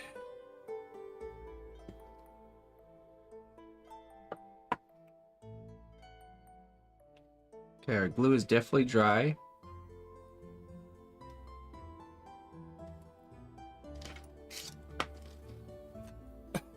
Excuse me.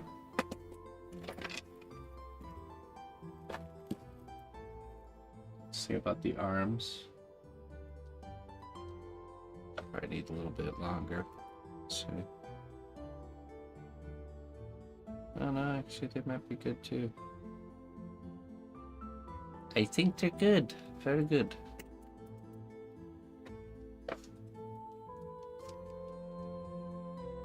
Coffee required, yep. You do scale modeling, so you love the airbrush. Well, you're not gonna love my airbrush. But it does it gets the job done. I'm definitely not claiming to be any sort of an airbrush professional. By any means. I mostly just use it for cnotbusch as a cnotbusch. think I'm about to be absolutely disgusted with bad airbrush etiquettes and all that fun stuff. Okay. So we need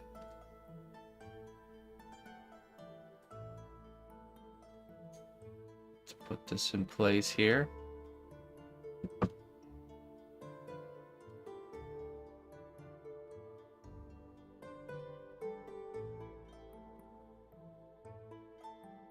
Okay.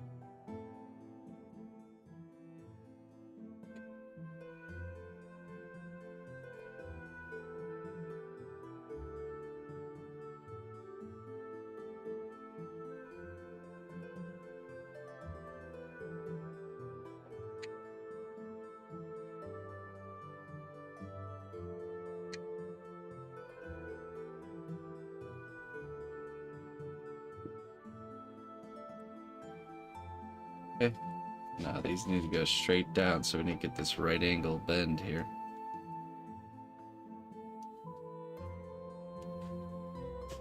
Get a little more aggressive with it here.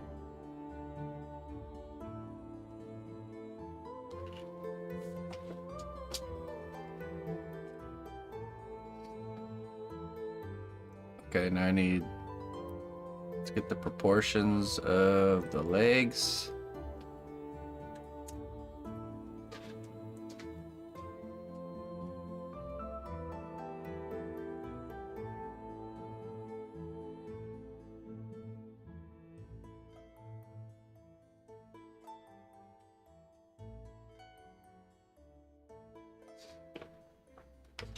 Let me measure.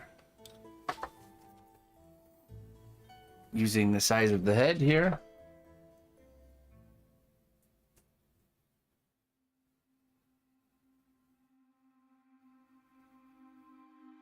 The nose to the ear. From the shoulder to the wrist. Okay.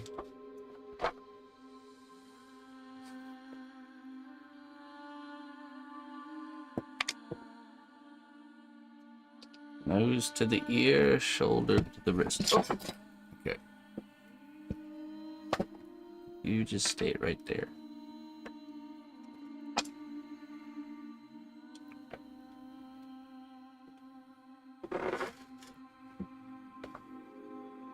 So this nose to tip of ear is the same length of from the shoulder to the wrist. There.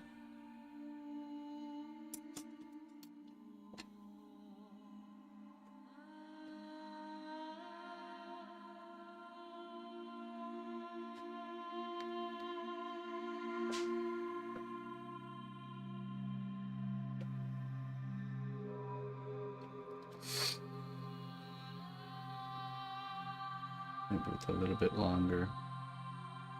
Let's just cut it a little bit longer here. Some cuts.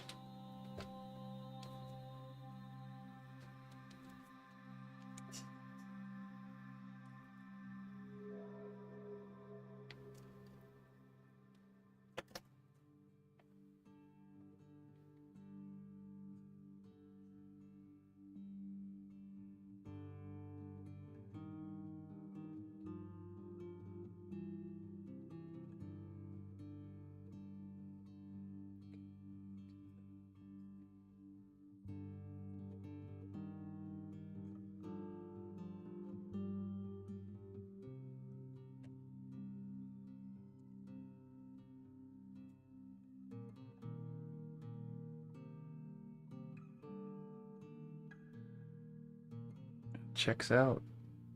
Definitely checks out. Okay. So then, let's see if we're at a half-half ratio for the.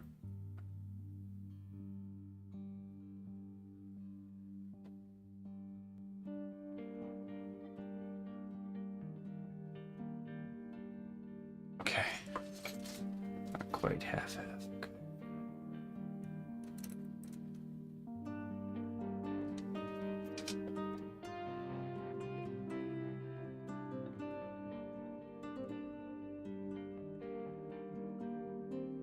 It's like the tip of the ear to the eye. What's been your favorite mispronunciation of your last name? Cnotbusch. Cnotbusch.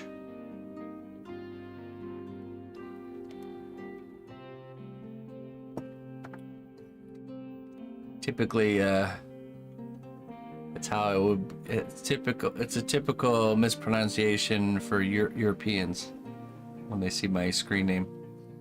They say cnotbusch. I love when that happens. Cnotbusch. Okay, so pretty much from here to here is where the elbow, shoulder to elbow is.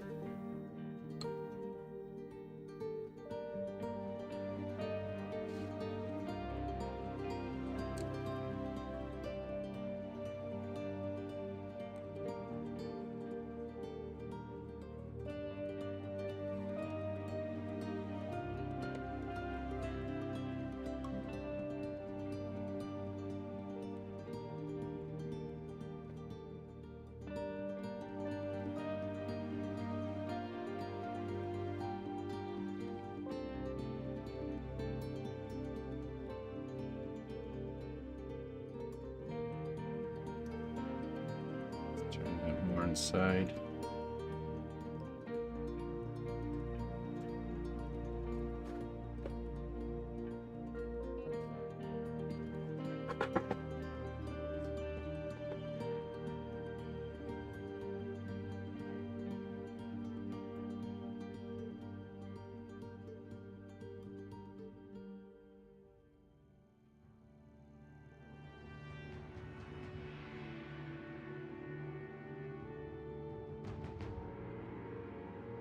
It's definitely a snug fit. There we go.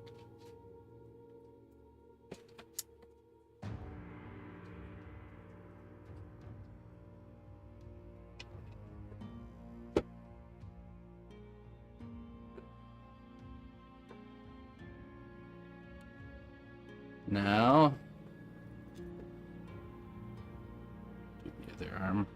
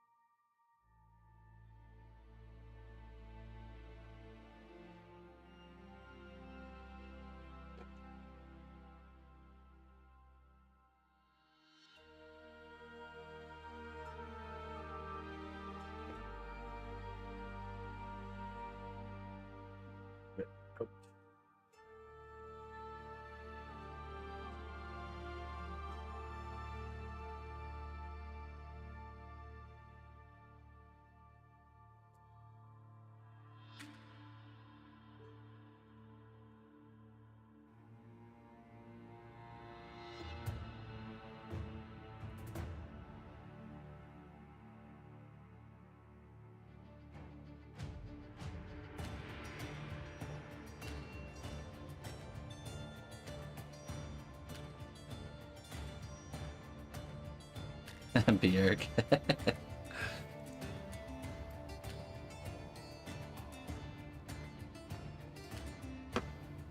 Further.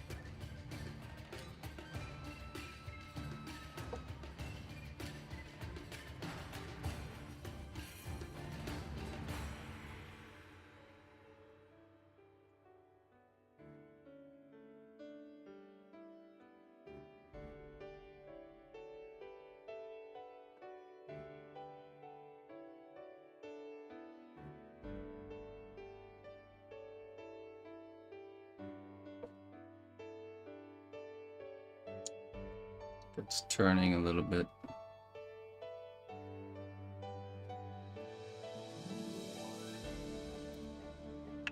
Let's give this a hand.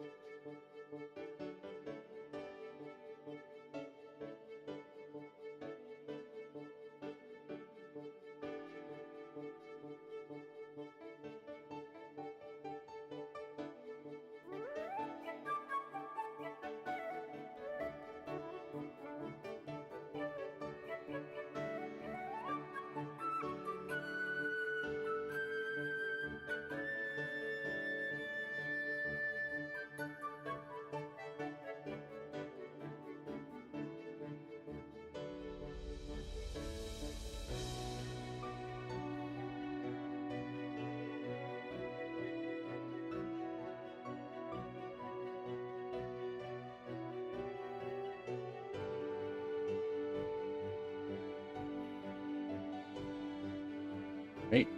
Let's measure this and we'll make a cut.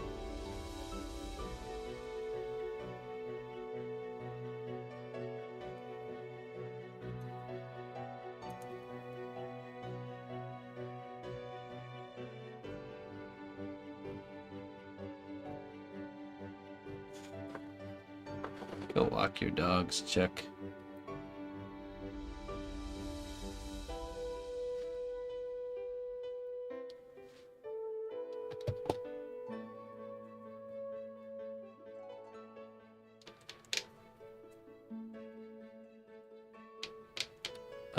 It's made out of like metal, like brass.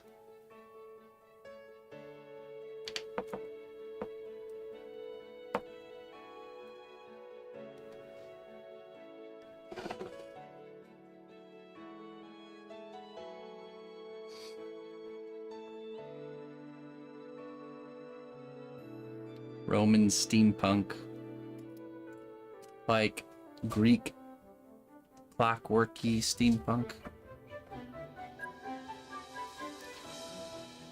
Okay, so now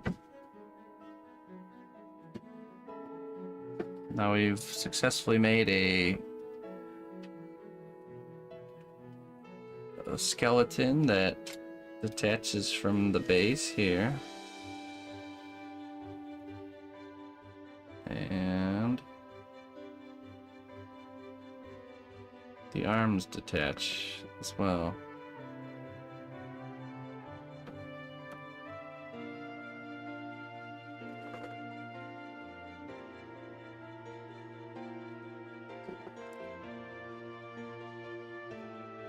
think our next step is to start building up the torso.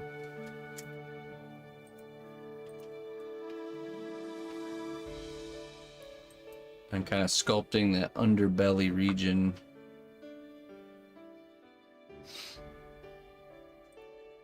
I don't even know if we need to bulk with foil here. Maybe a little bit.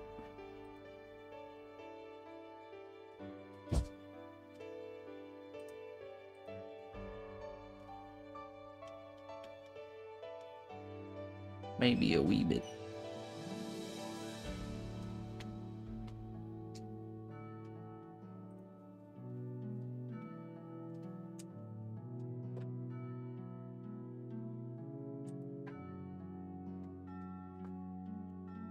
Just a smidge.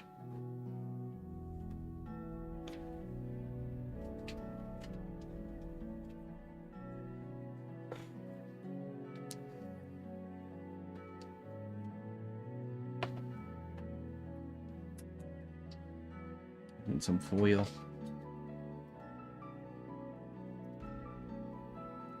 That's probably enough.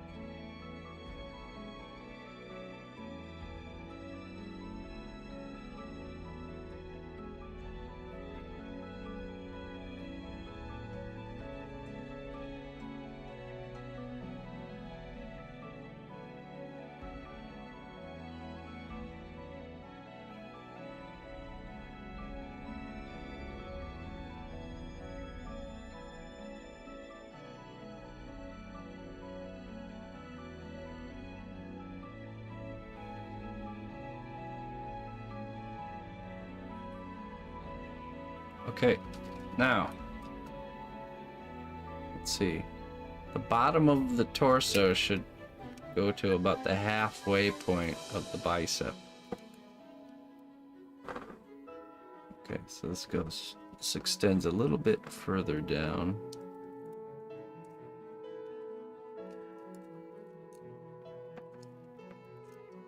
Push that in a little bit more.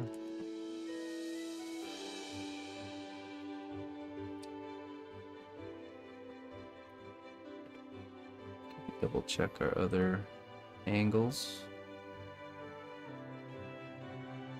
Yeah, that's good.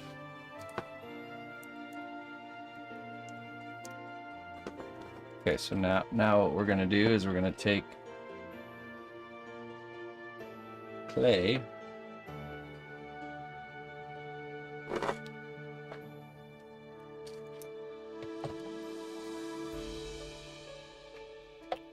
Where's the pasta machine? Oh, there it is. Right.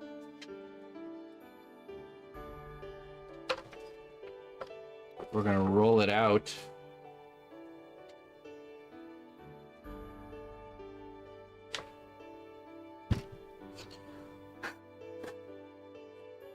Dust.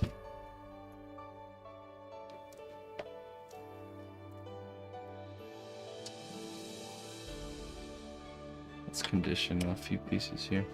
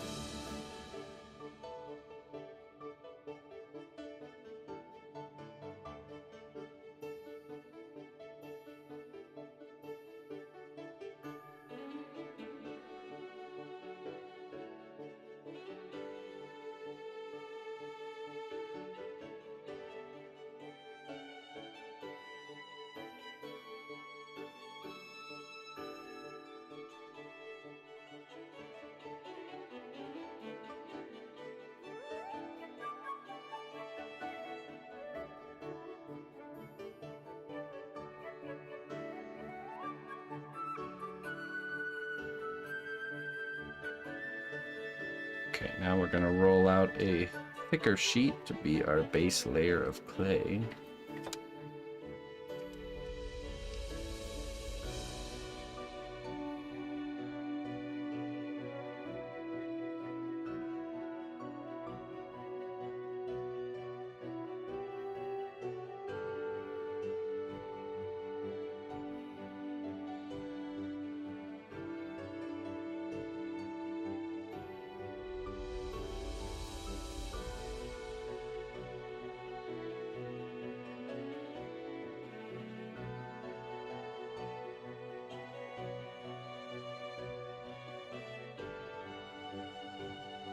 Okay, so now we attach this base layer down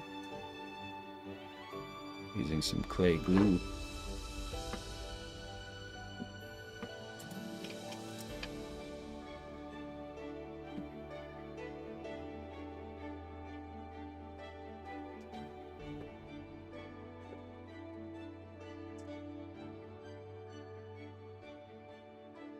Okay, we can remove this for now.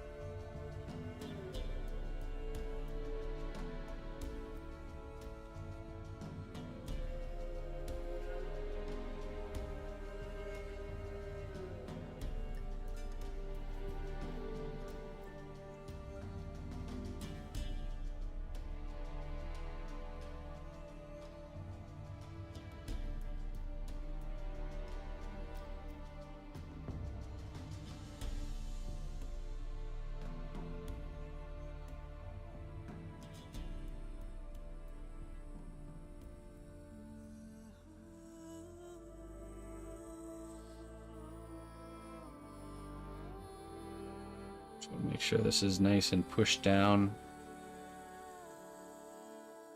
These are commission pieces, yeah. This piece is actually commissioned by the makers of the game that it's from, Lord Games.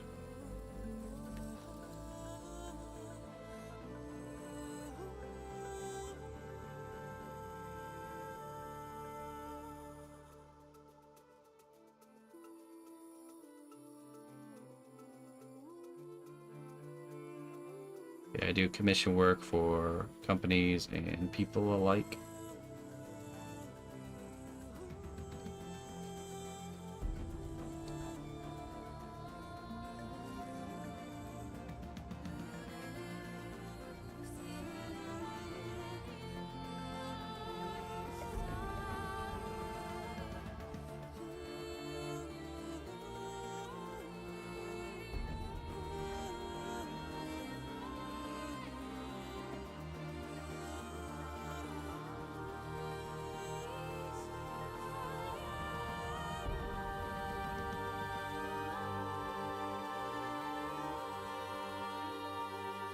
So we're going to build the width out to these connection points on the shoulders here.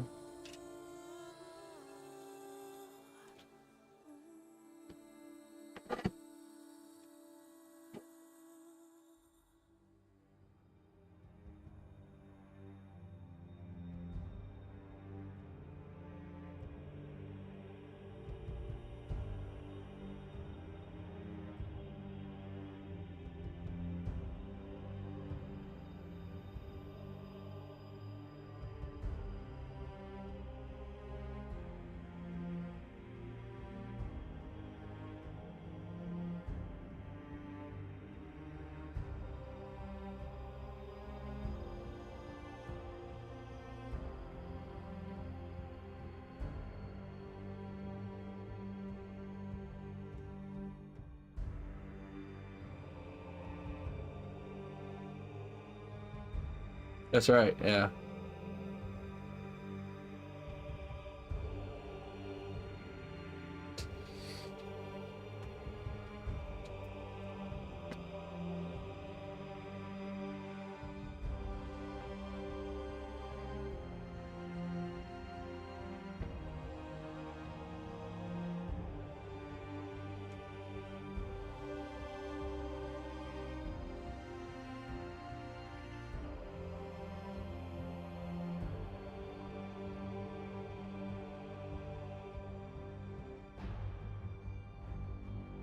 They spoil me with a good reference.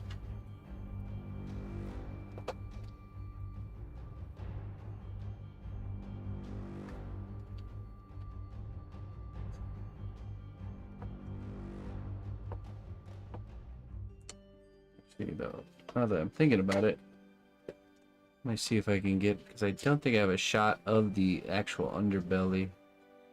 Might as well message bear.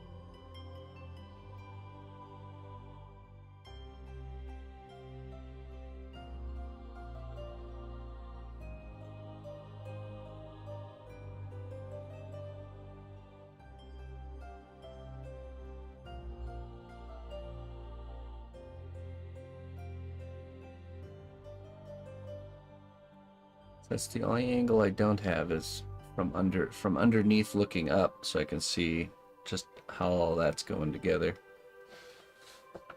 Might as well. Usually I would just educated guess it, but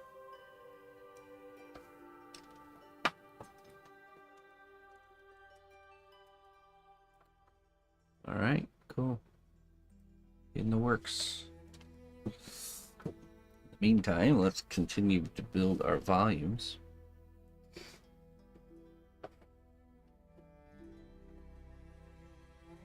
Hey, what's up, State of Survival?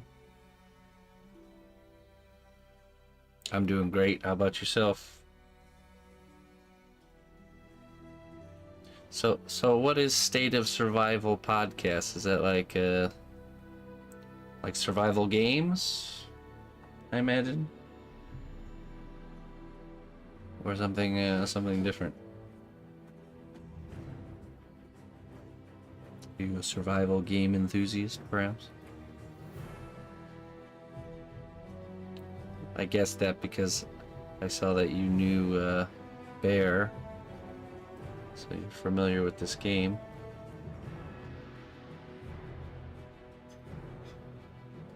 Oh, okay, cool. A good guess then. That's awesome. Where's your podcast located, if you don't mind me asking? Is it on YouTube or so like Spotify podcast?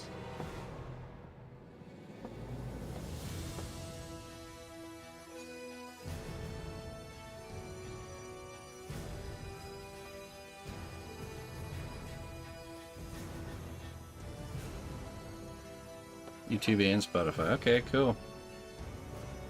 I have to check it out. Well, I mean, I've played a lot of survival games through the years myself. Definitely a fan of the genre. There's definitely some qualities that I can already tell this game is going to be really unique. They're tackling the idea of base building in a whole different way I've never seen before, so I'm really excited for that.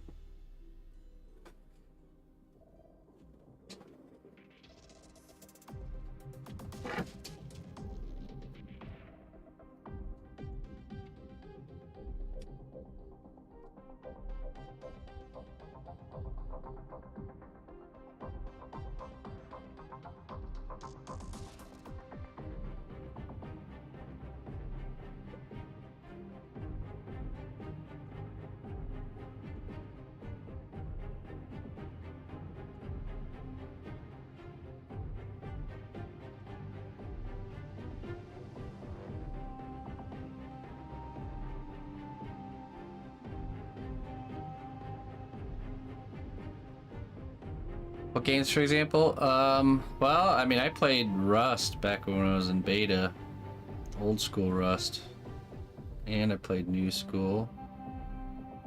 I've played Valheim, fell into that one before. Ark, I binged the heck out of Ark when it first came out. What other ones? Other survival games. Those are pretty much the big ones. Rust, Ark, Valheim. Oh, 7 Days to Die. That was a fun one.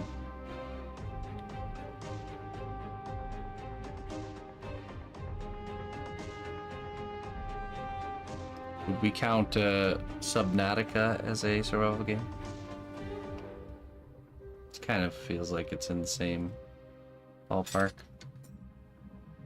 Subnautica, then.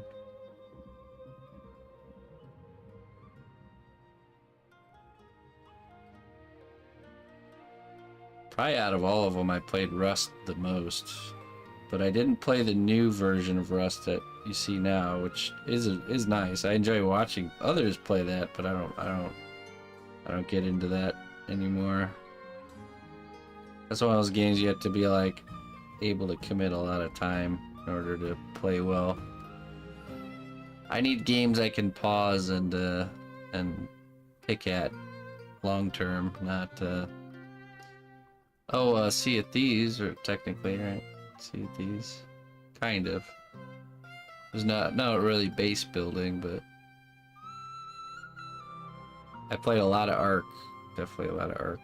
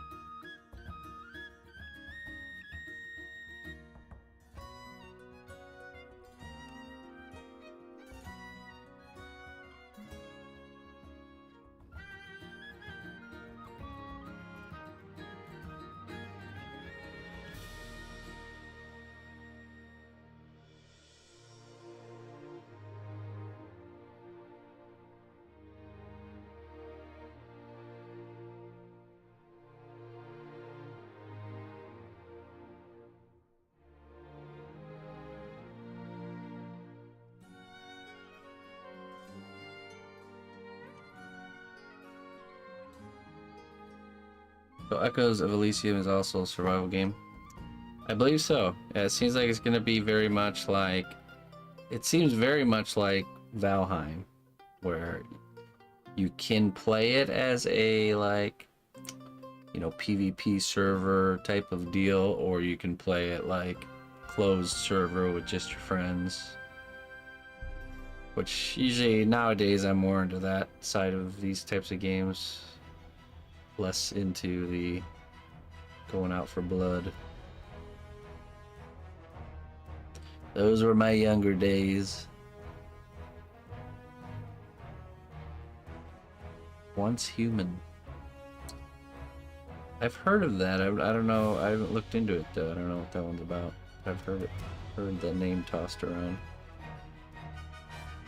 This character reminds you of Pokemon style. Well, I mean, right now it's missing its whole body.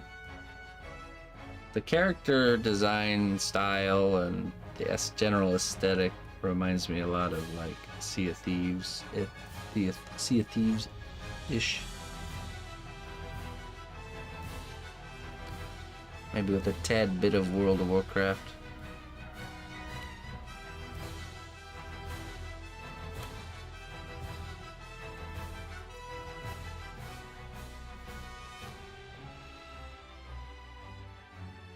Too many people cheat in games nowadays.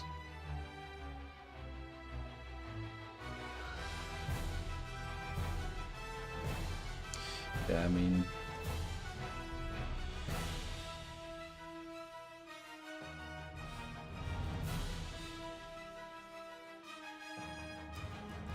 I just don't have the time I once had to be able to get into any sort of really PvP scenarios like that, because it just requires whoever has more time to dive in is gonna win, kind of thing, you know.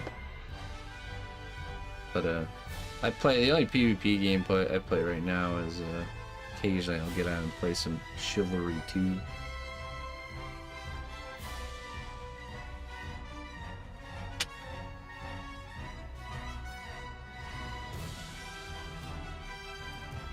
Team streams they do. Oh, do they really? Okay. When are those? And are they? I imagine they're on Twitch. Hopefully, probably multi-streaming. I would imagine that'd be the best. Oh, hi, Bear.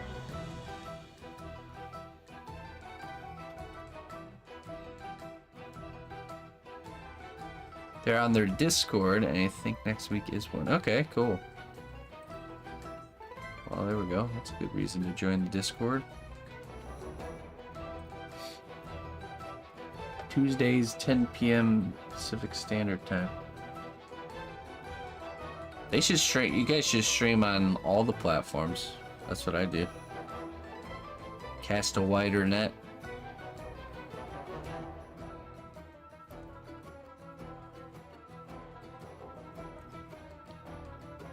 And then that way I can raid you on Twitch.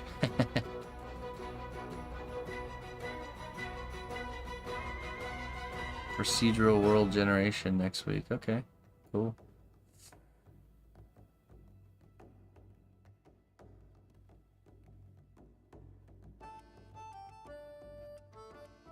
Oh, yeah.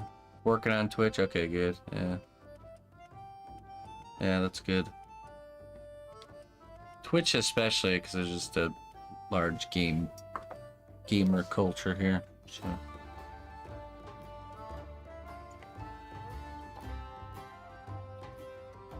Once Human is free and has PvE servers, should try it out next season's. Yeah. I definitely am more of a little bit more into gaming in the winter time when I'm not so busy with the garden.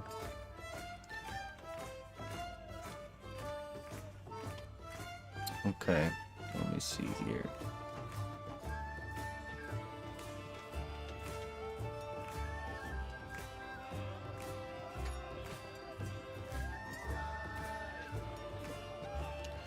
Now this is all kind of, back here is all kind of filled in with fur.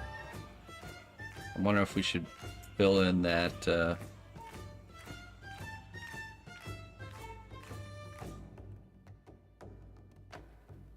Who's ready for fall? Yeah, this summer wasn't too bad for us where I'm at. Okay, yeah, let me you know what, let me go restock on the foil. I need to go grab some. And then we'll fill in this area and then start really getting into the detail on the underbody here. I'll be right back. Yeah, we got a lot of rain yesterday, man. It was a thunderstorm came through. Super. It was a really loud thunder that you thought we were just expecting to get hit. You know, you didn't know if it was gonna hit you. Alright, I'll be right back.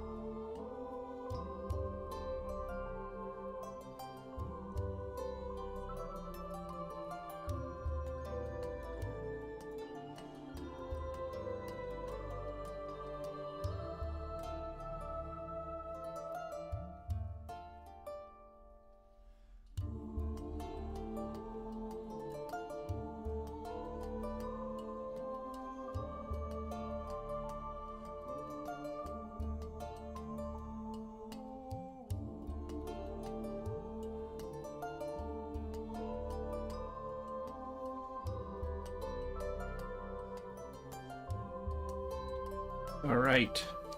Oh, you know what? I forgot to grab the foil. Got distracted with chowing down some leftovers from yesterday. One second. It was so we could stream longer, and I'd have to take a lunch break. All right, 1 second.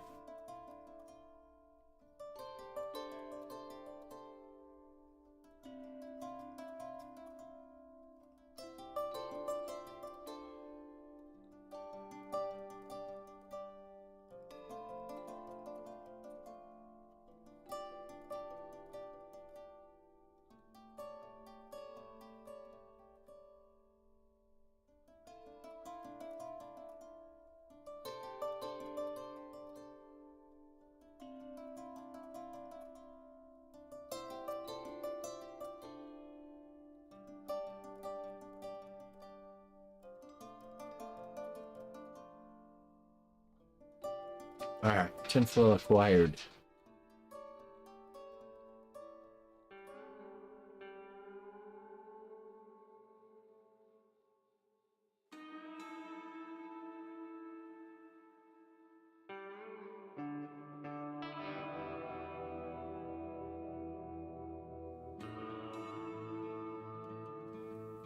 Okay, so I'm just gonna add some volume onto the back of the neck and start filling that volume in. So, did I sculpt the mug also? No, this is actually from another creator here on Twitch. She does. Let me do. Her channel name is Play in the Mud. She makes awesome coffee mugs. This is a Mimic from D&D. Really nice, good, awesome quality, and the color and everything. It's just really good. This was gifted by Colleen. She commissioned my mugs. I say mugs because she's gifted me a few. So, what color is that? I don't know. Pretty color. This is Frange.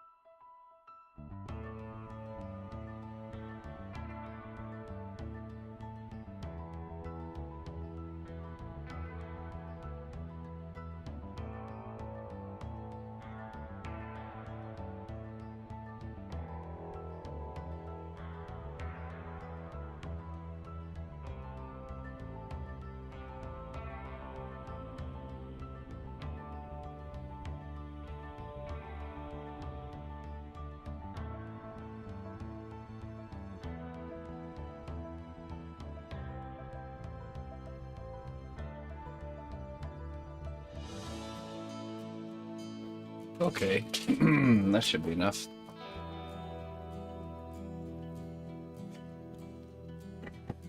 We don't want to bulk the fur out too much because we're just trying to add the volume for now.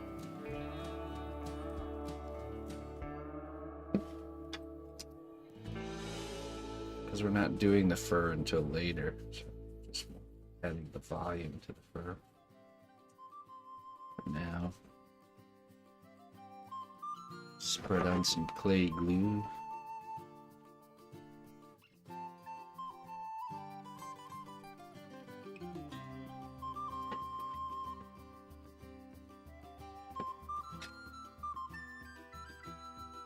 Oh.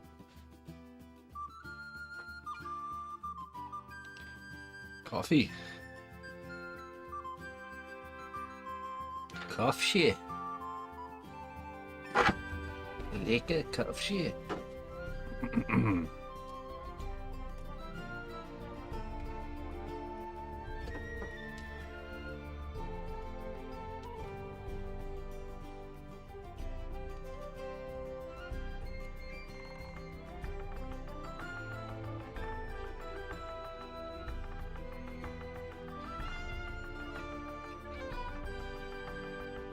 Kef shit.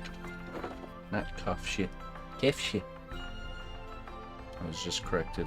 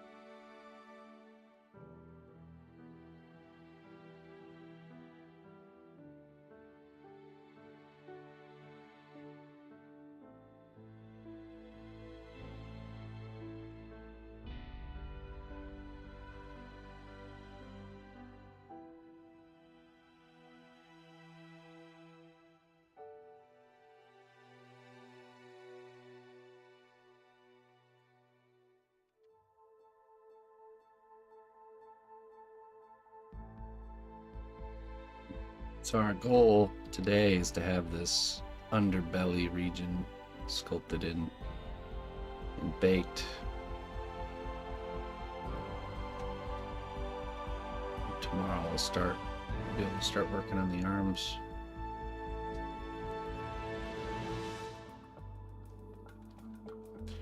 That's the mission.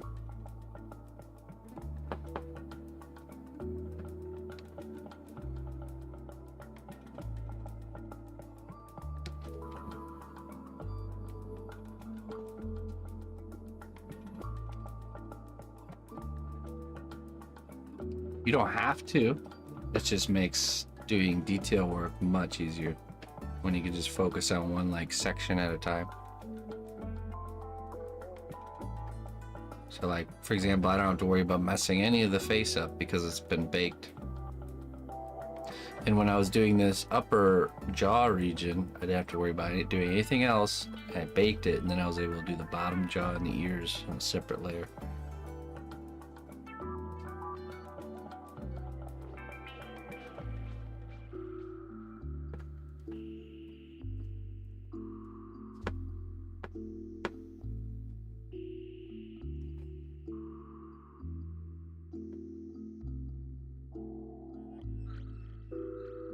And the arm's going to twist easily. What do you mean? We already got the arms made here. I'll show you.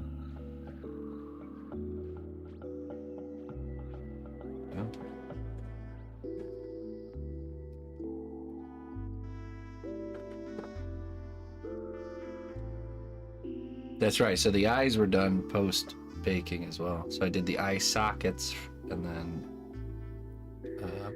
was able to do the eyes afterwards.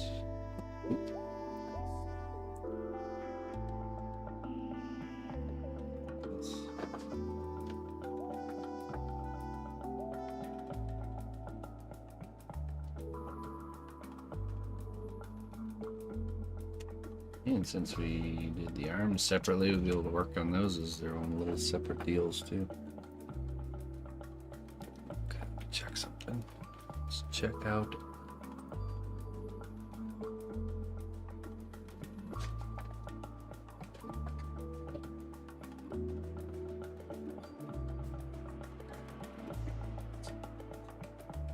Now this back here doesn't need to be pretty. I'm just trying to fill in the volume just a little bit. What we're focused on, because we're going to do the hair in a separate layer, we're focused on here is this right here, this torso region. Greetings, fellow adventurer. We've got everything you need to rest and refuel.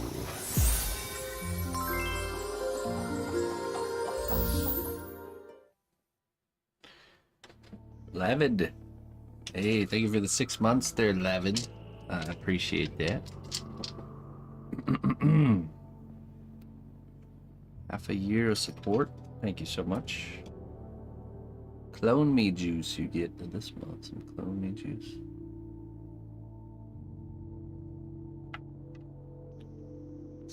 Let's see what the wisdom has for you.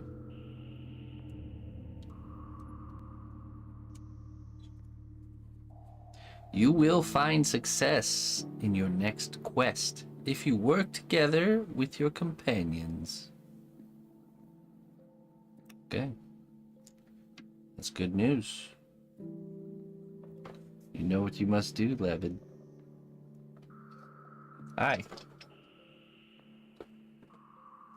Thank you very much for your support there, Levid. I appreciate that. Interesting.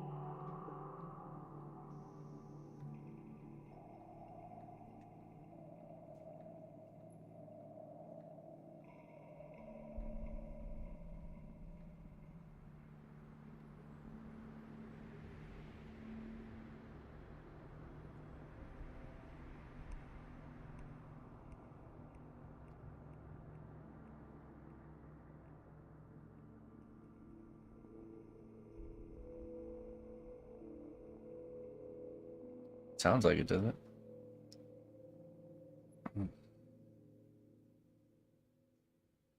Dankeschön.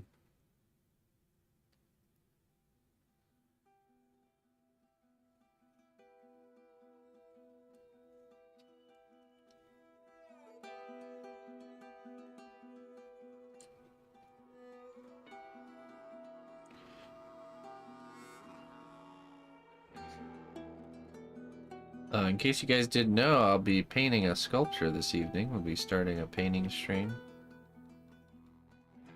Be starting the paint job on the mouse guard piece. The base and the characters are all made, ready to go. I'll start around 5 p.m. Central Time. This Sunday will be the continuation of our How to Sculpt a Dragon class, which you can certainly, if you want to learn to sculpt the way I do, you can go check out. And if you'd like to support the class, !fund.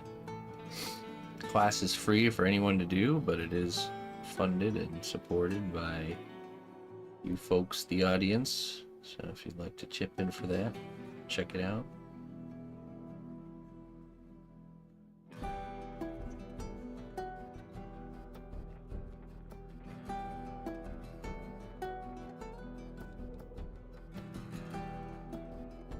Okay.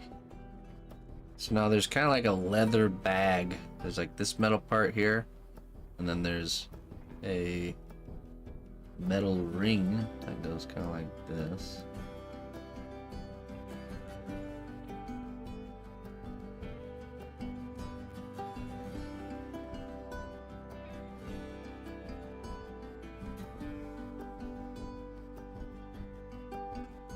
And then this section in between where the neck bends looks like leather.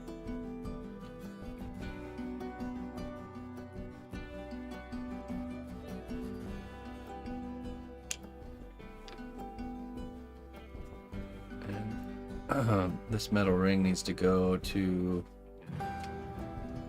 kind of the halfway point of where the bend, where the elbow bend is. Halfway point of the bicep, a little bit past halfway point.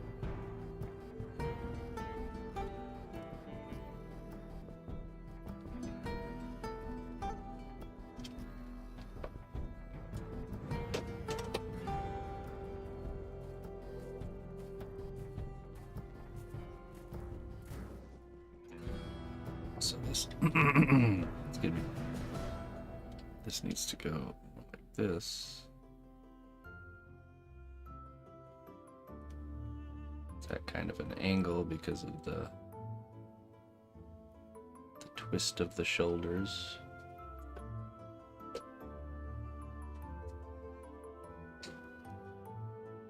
There.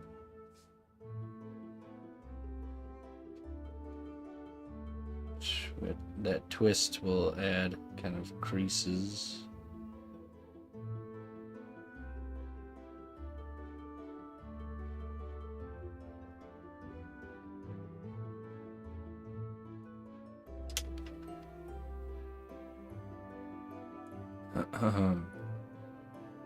Yeah, that's a good one. A good one. It sent me back to the like adventure games I used to play, you know, when computer gaming was at the beginning.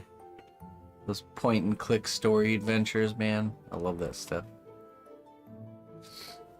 Okay, so let's see. Let's add in the arm. Right there. Okay.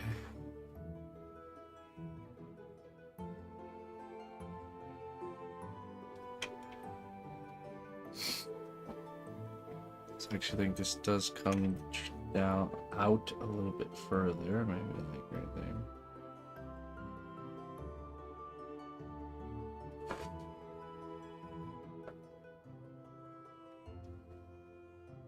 So shit. See if we can just feed it in the wrong way.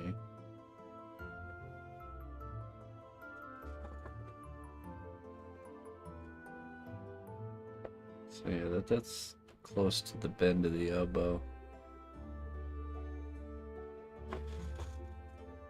That's good. Das ist gut. Das ist sehr gut.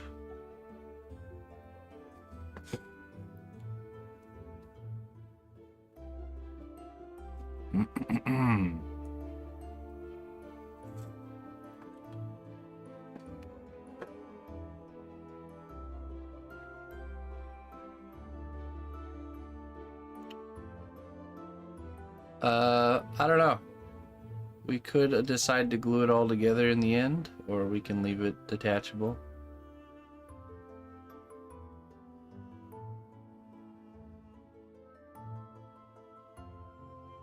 We'll make that call later. The point of the detachable pieces is to make the creation process easier. So it's not necessary in the final product, but we'll see.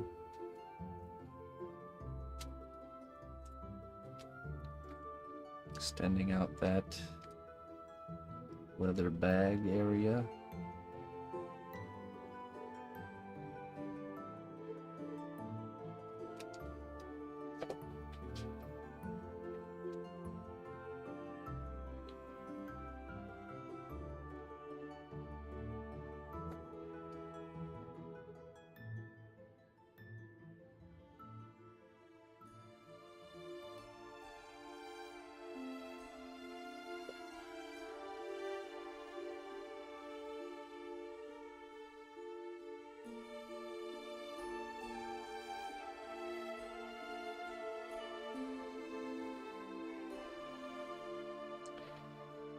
Right, yeah, you can do, I mean, it's not going to spin, it's already technically keyed, but we could do the little Lego keys if we wanted to. So we complete the torso with the keys, and then when we sculpt the arm, we kind of just smush it on there with some C1 separator in between. Could do that.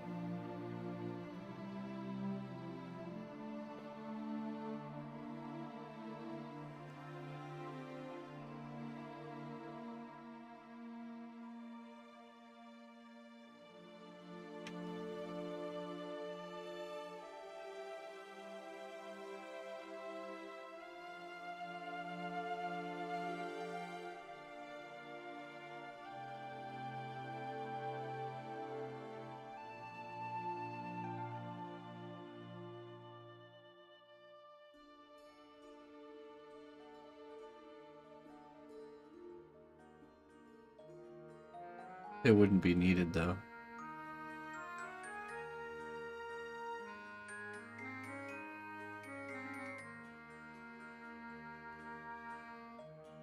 I've convinced you?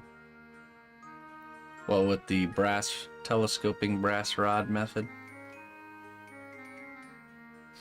Now, it works great for this project, but like I was talking to the missus earlier, say you had like a character that was more organic and you didn't have that hard edge separation that this does. It's not, you know, you're probably not going to make the arms detachable with something like that. Say this was like an actual wolf with fur. You wouldn't have that hard line of separation between the torso and the arm. So it wouldn't look as clean, you know? It would have a seam of some sort. But in this mechanical build, it's also really easy to measure and figure out where exactly the kind of the disconnect point is.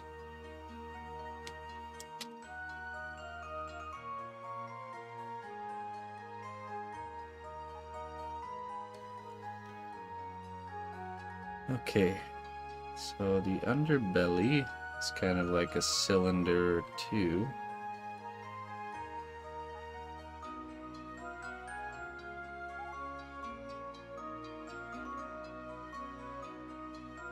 We have this ring and then a cylinder, and I think another ring. The trine calls.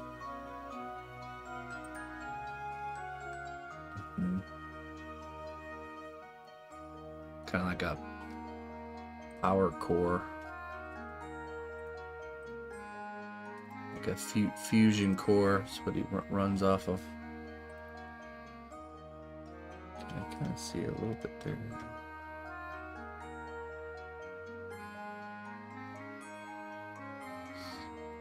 Where's Emma? Just in the other room. Living her best Emma life.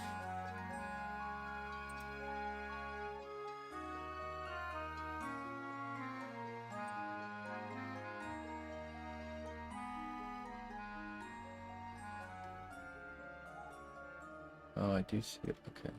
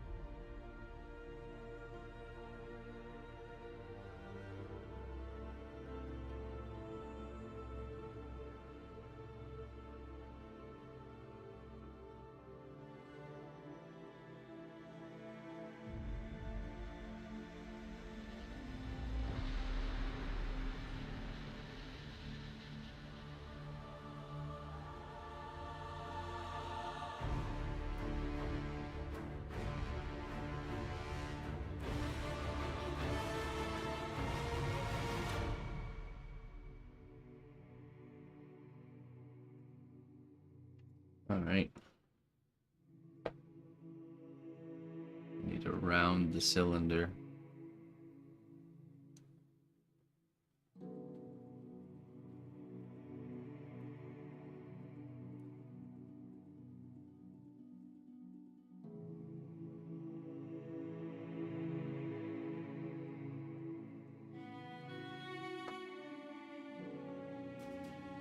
What color I'm gonna paint the whole thing? I'll follow the concept art. There. That color.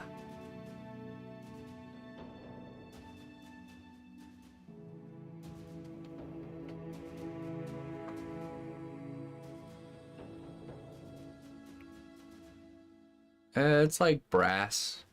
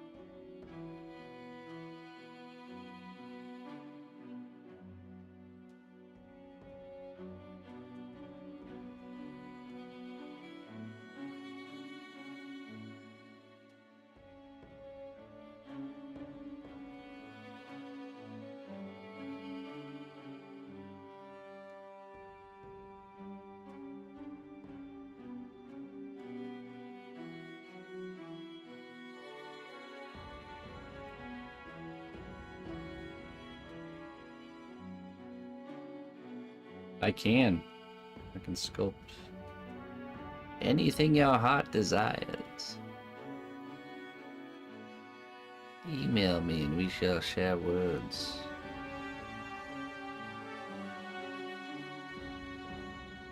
The guy who hunts orcs.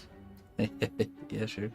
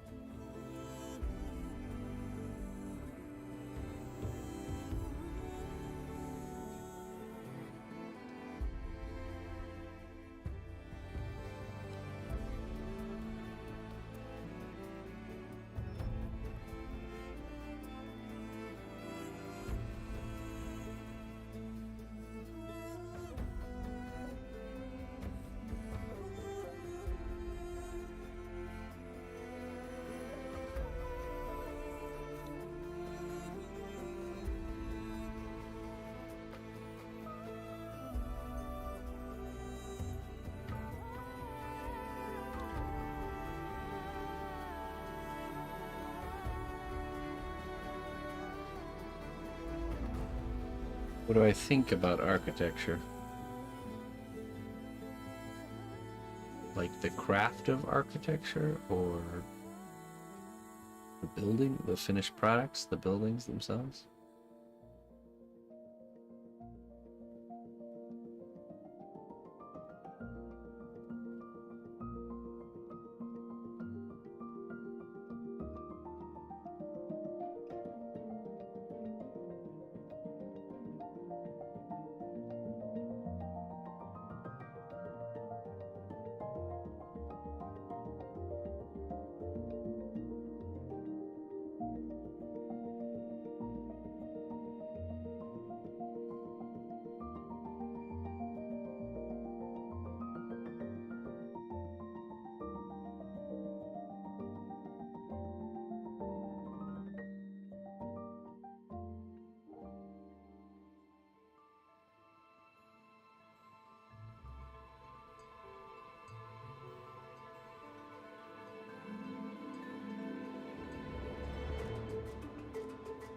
Or like wheels?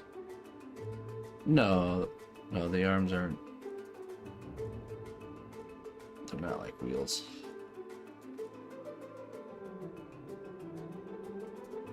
Hey, Ronnie. How you doing?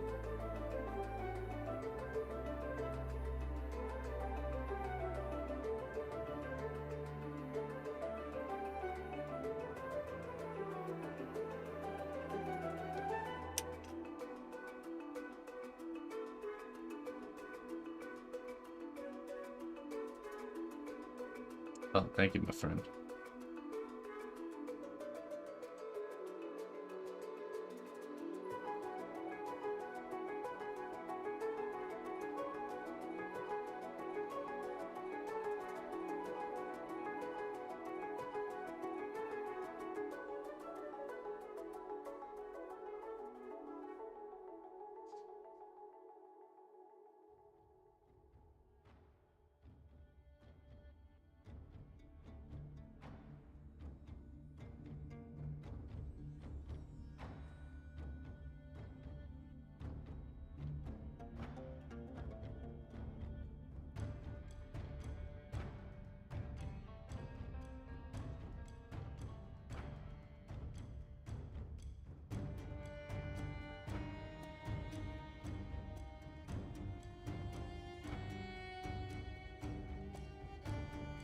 No, it means there's an irritation, like, might be allergies usually. The itchy paw pads.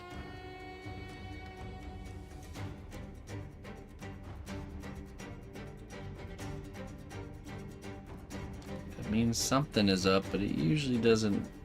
Not something you need to freak out about. Just got to keep an eye on it, and if it's something that persists, then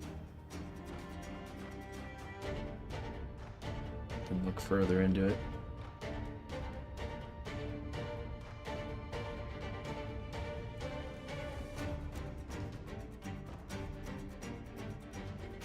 Some sort of allergy, I would imagine. Oh, I see. Oh, that's normal. Some dogs are just weird like that.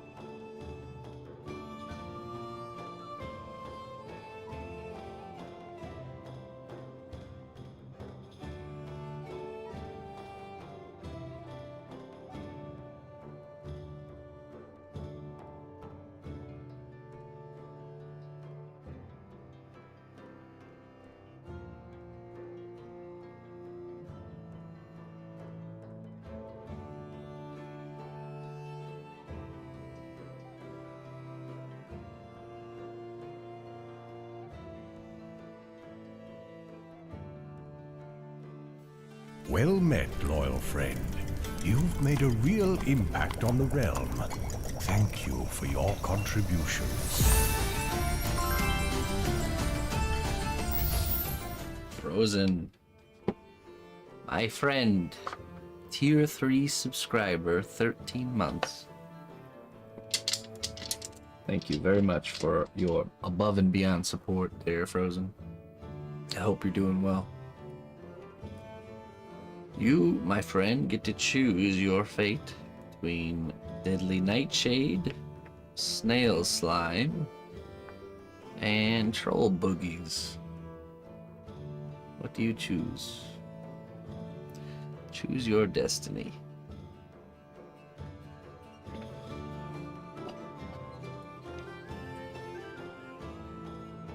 Deadly Nightshade, okay. Going with the green potato. Alright, let's see what it says. Yeah, thank you so much, man, for that above and beyond support. I really appreciate it. Really, tier 3 sub really helps financially support and also maintain our goal of 300 partner plus points. So 6 points from you. Quite a hefty contribution. So thank you very kindly.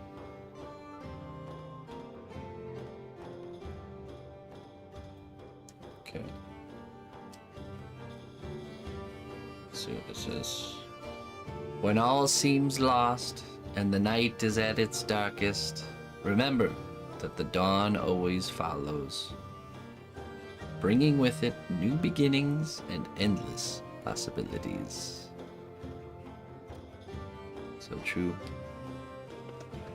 So many wonderful lessons hidden in plain sight in the way the world works around us. The dark of the night gets the darkest right before the dawn. That's yeah, sounds good. It should be encouraging when we all have phases of our life where we're going through some dark times or darker times. Always have to remember there's a new day dawning just ahead of it. Stay strong.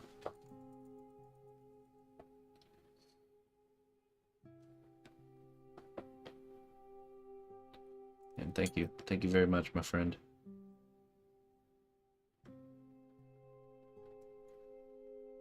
Okay, let's see here.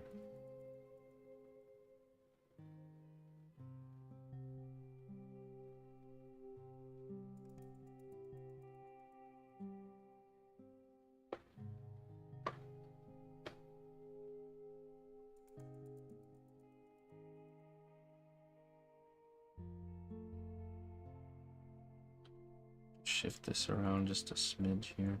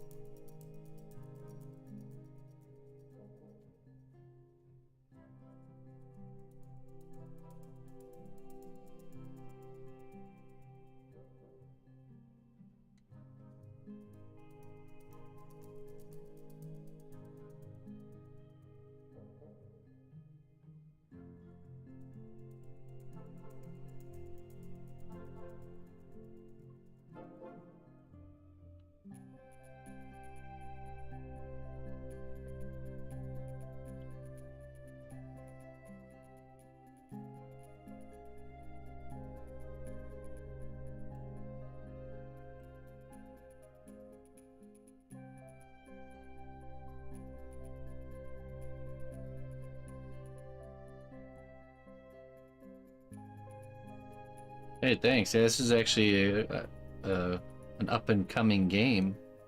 That's where this is from. Called Echoes of Elysium.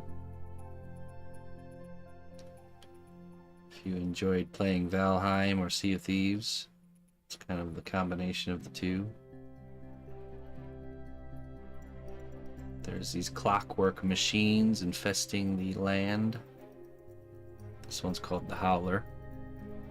And it's a base building game, so you can build a base, but the base is your airship. Totally customize and build your airship how you want to.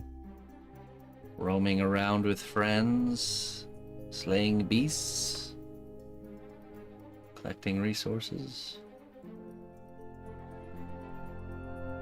Looks really cool. Exclamation point Echo will give you a link to the Steam page where you can add it to your wish list. It's very early in the pre-launch.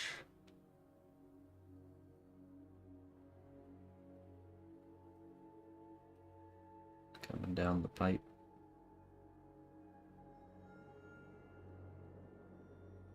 Made by Loric Games. They have kindly commissioned me to bring one of their characters into the clay.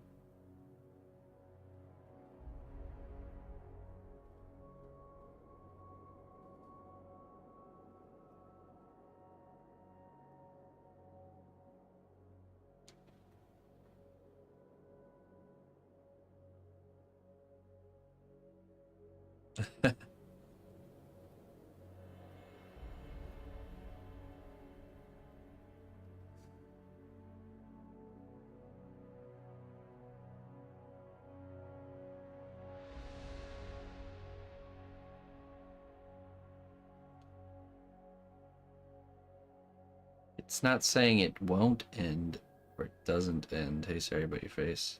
It's just saying it has endless possibilities. Doesn't say that those possibilities will be all acted upon.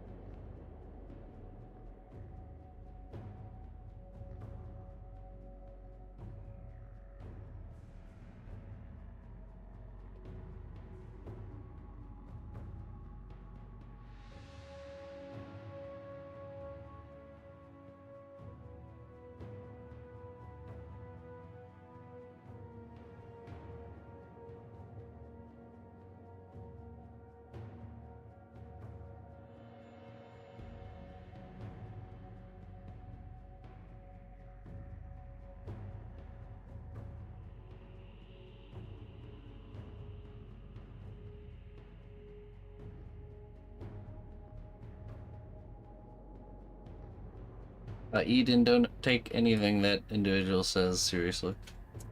He's a jokester.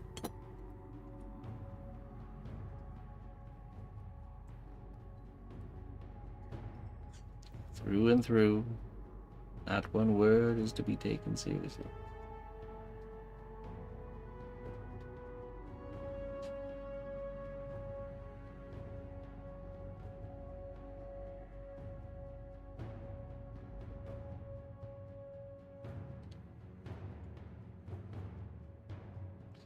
He's actually a robot that got the switch stuck on stand-up comedy mode, so he's like forever thinks he's like this stand-up comedian with witty things to say all the time.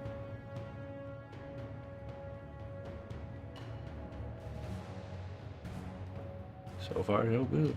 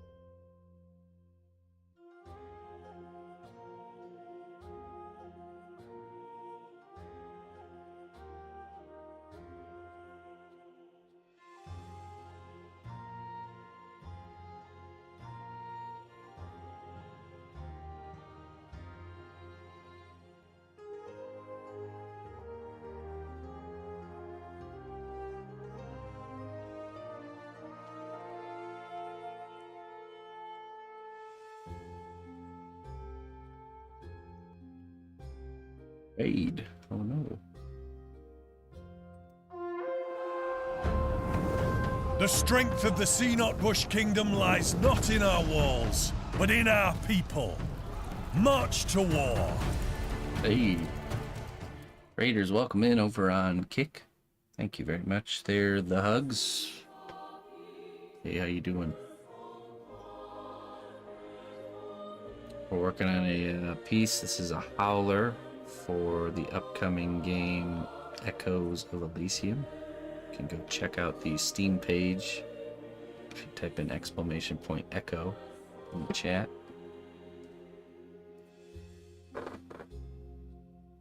Yeah, I appreciate it. It's commissioned by the makers of the game. It's going to be a really cool looking game, that's for sure. It is cool looking. I'm very excited about it.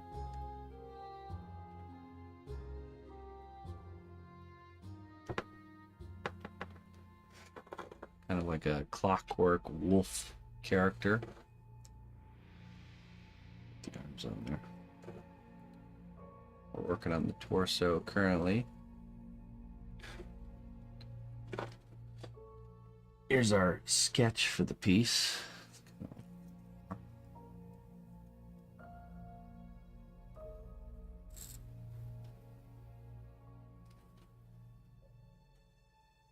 accidentally knocked the claws off.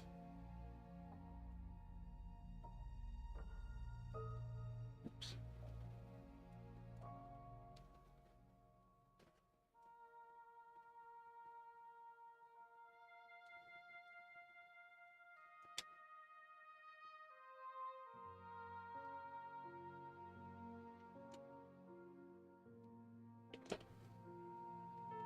I appreciate it. What were you up to today, Hugs?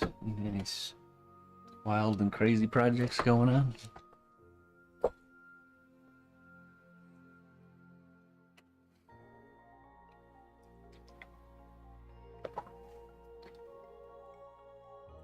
Well, I'm using a digital artist's art as reference for this particular piece.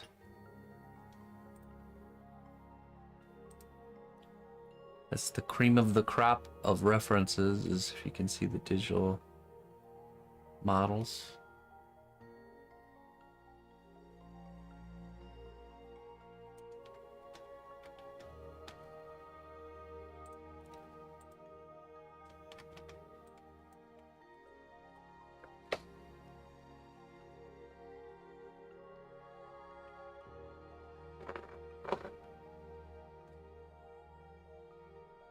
All right, state of survival. We'll catch you later. Thanks for chilling.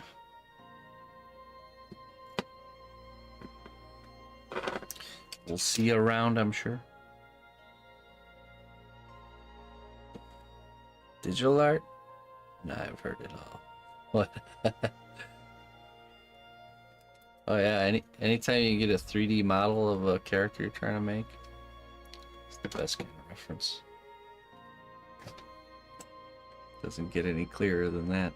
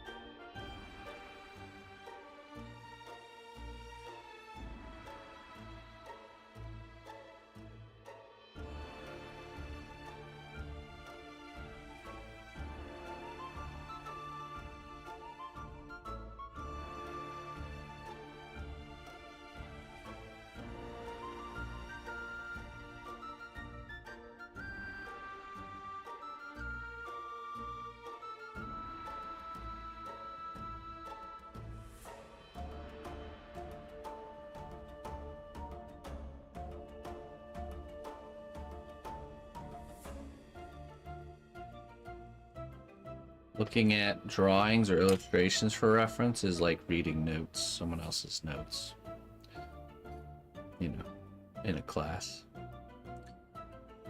Looking at a 3D model as reference is like literally just copying their test while they're taking it. Like,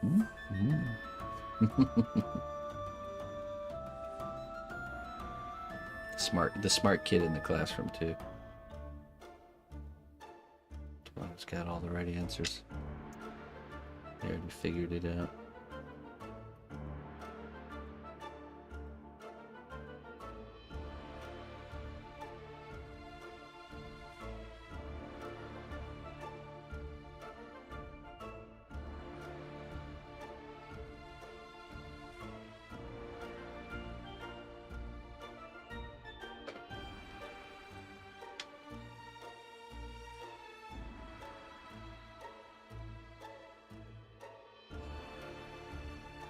I can't. I can't discuss any costs live on stream. But if you like any sort of price quoting details, just feel free to email me.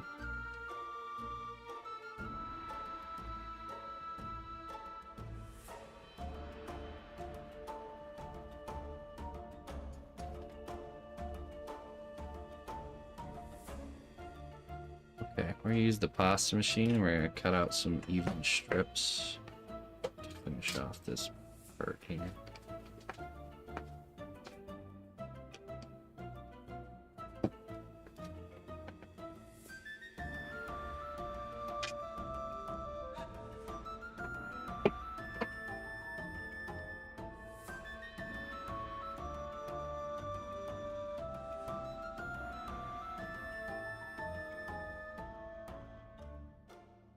Hello, Looney Lorna.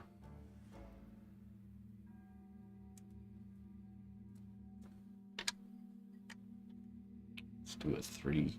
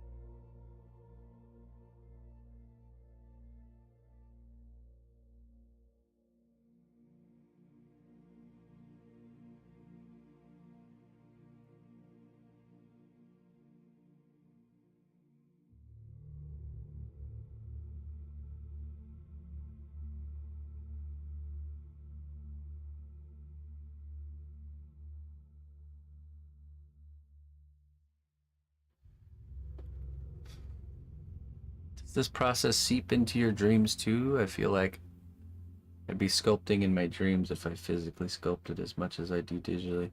I don't. It actually, like, extremely rarely have any. I don't think I've had a single dream where I'm just actually doing the act of sculpting in the dream. Yeah, it's actually really weird because I do this like, 10 hours a day. But for some reason, I just never have dreams about sculpting.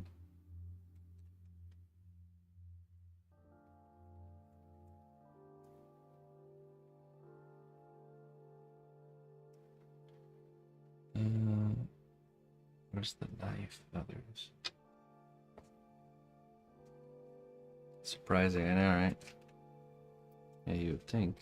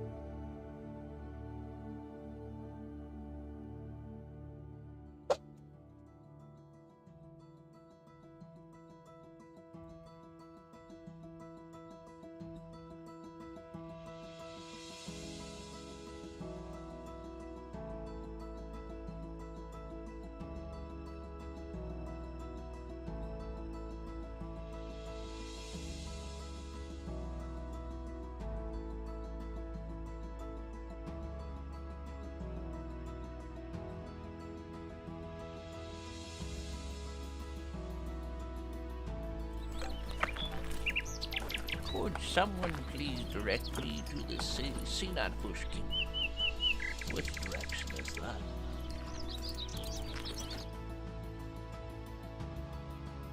Frozen.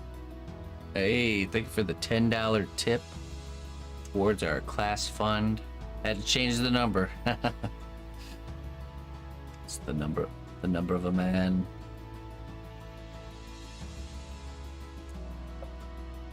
In the year 1666. Hey, thank you so much, man. I appreciate it. Thanks for the support.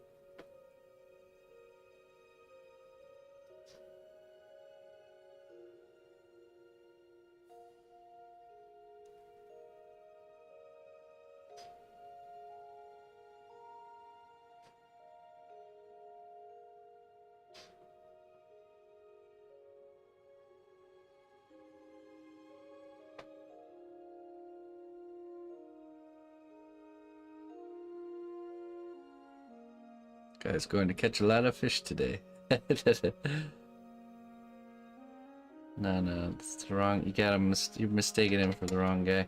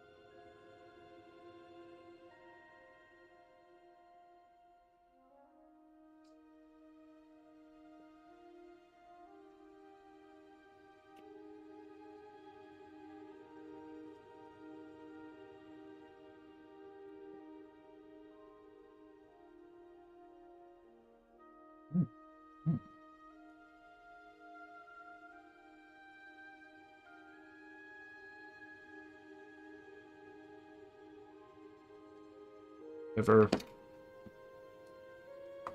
just been randomly working and then some conjured biscuit shows up in your hand? Still warm. I caught it with my thighs.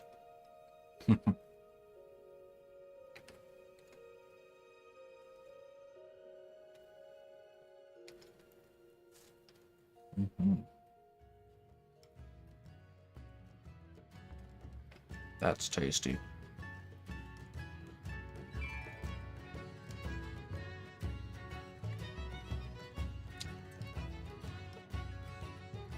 Fresh buns.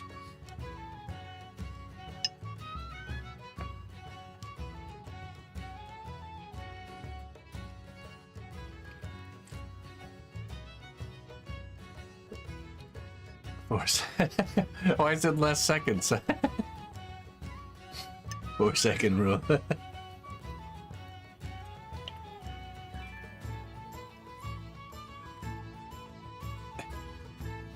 You try to say my thighs are dirtier than the ground?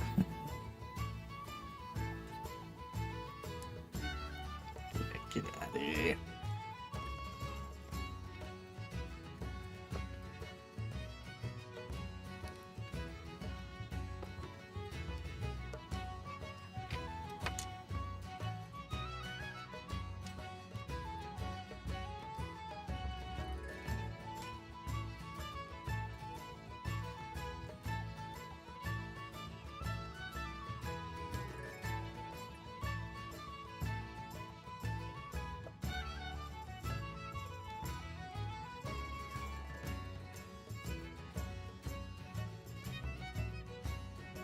I don't make the rules. Now, a blind rule follower, huh? I see.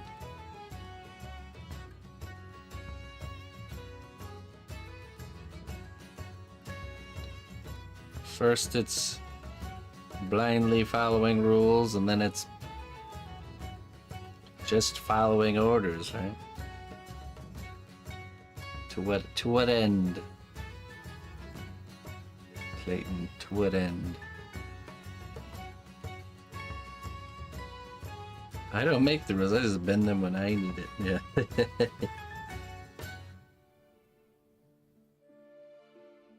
Where do we draw the line, Clayton?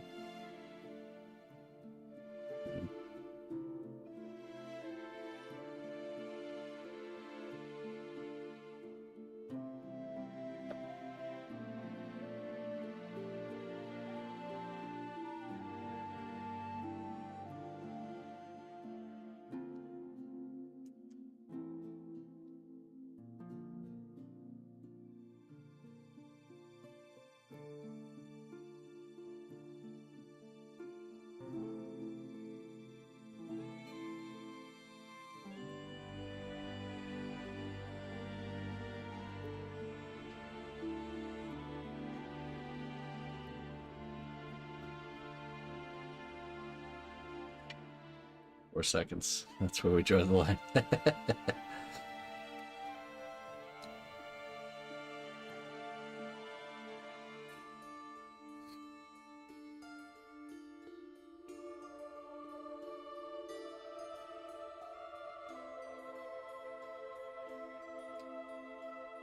Francois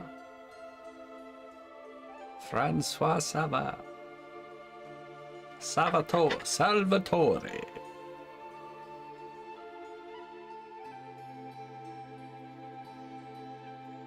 What do you do?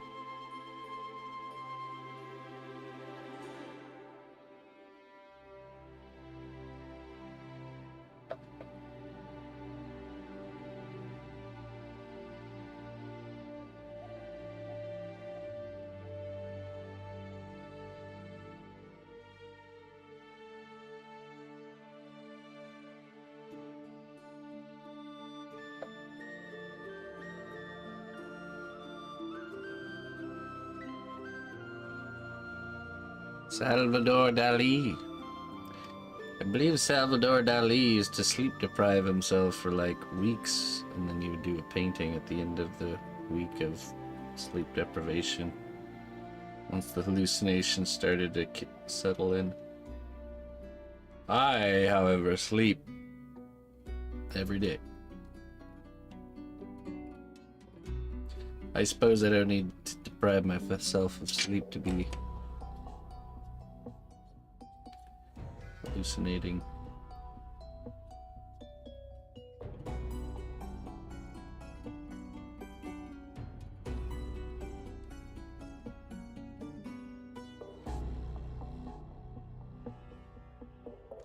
I very much appreciate a full night's rest.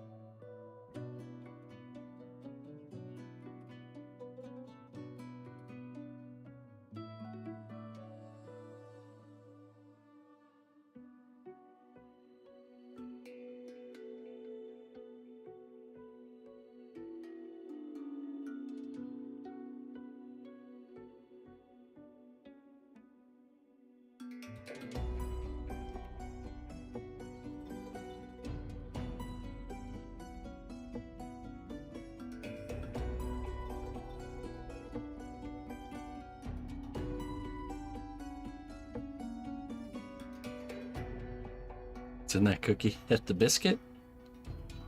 Or not? I didn't even think it was real. Who's the one hallucinating here?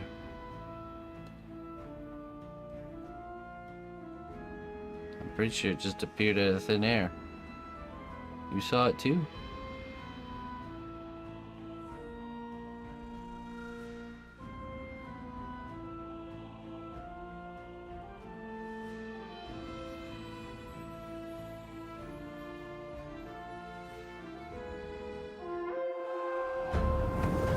The strength of the cnotbusch kingdom lies not in our walls, but in our people.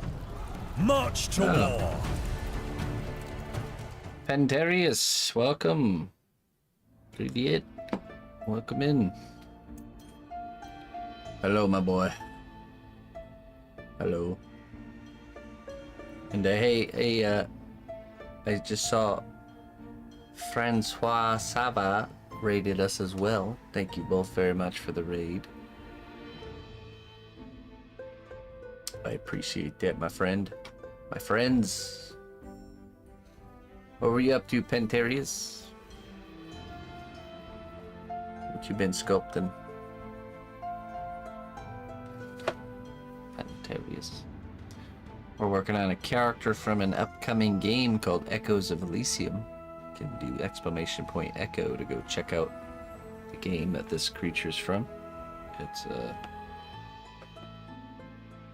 called a Howler. Kind of like a clockwork wolf. Steampunkish clockwork wolf.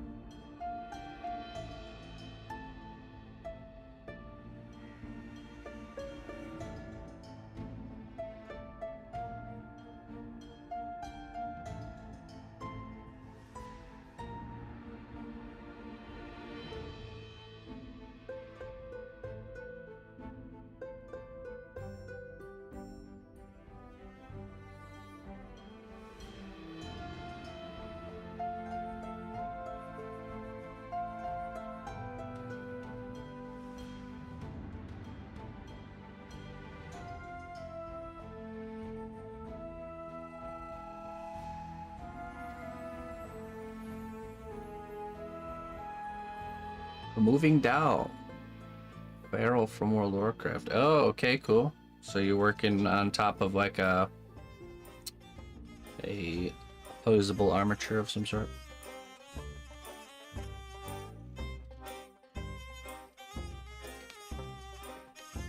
Very nice.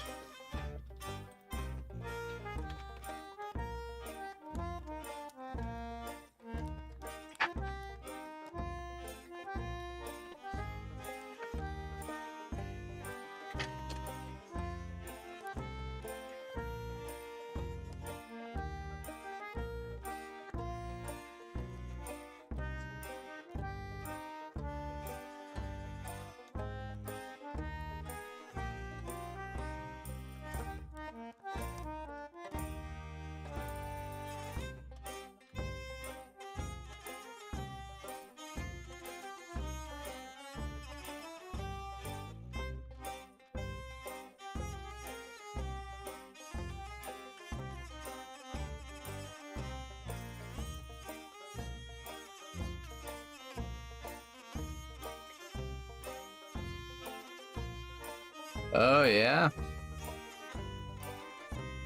Hey, practice makes perfect. English was my wife's second language when she first came here, and now it's her primary. She even thinks and dreams in English. It didn't take too long for that to switch either.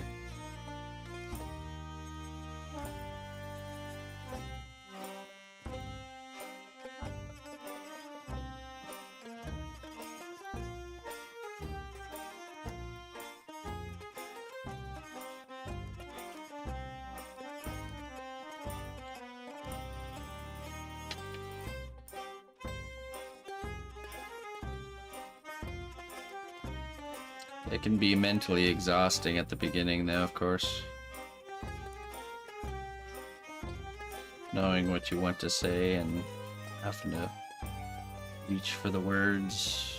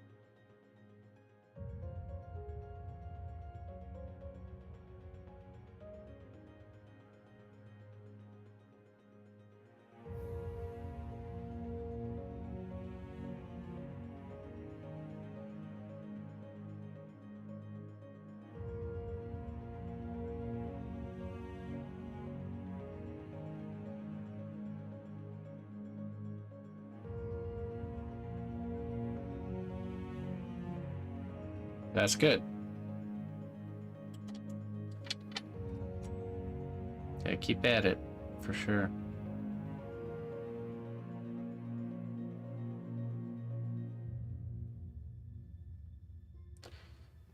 Eventually you will win. The challenge will lose and you will win.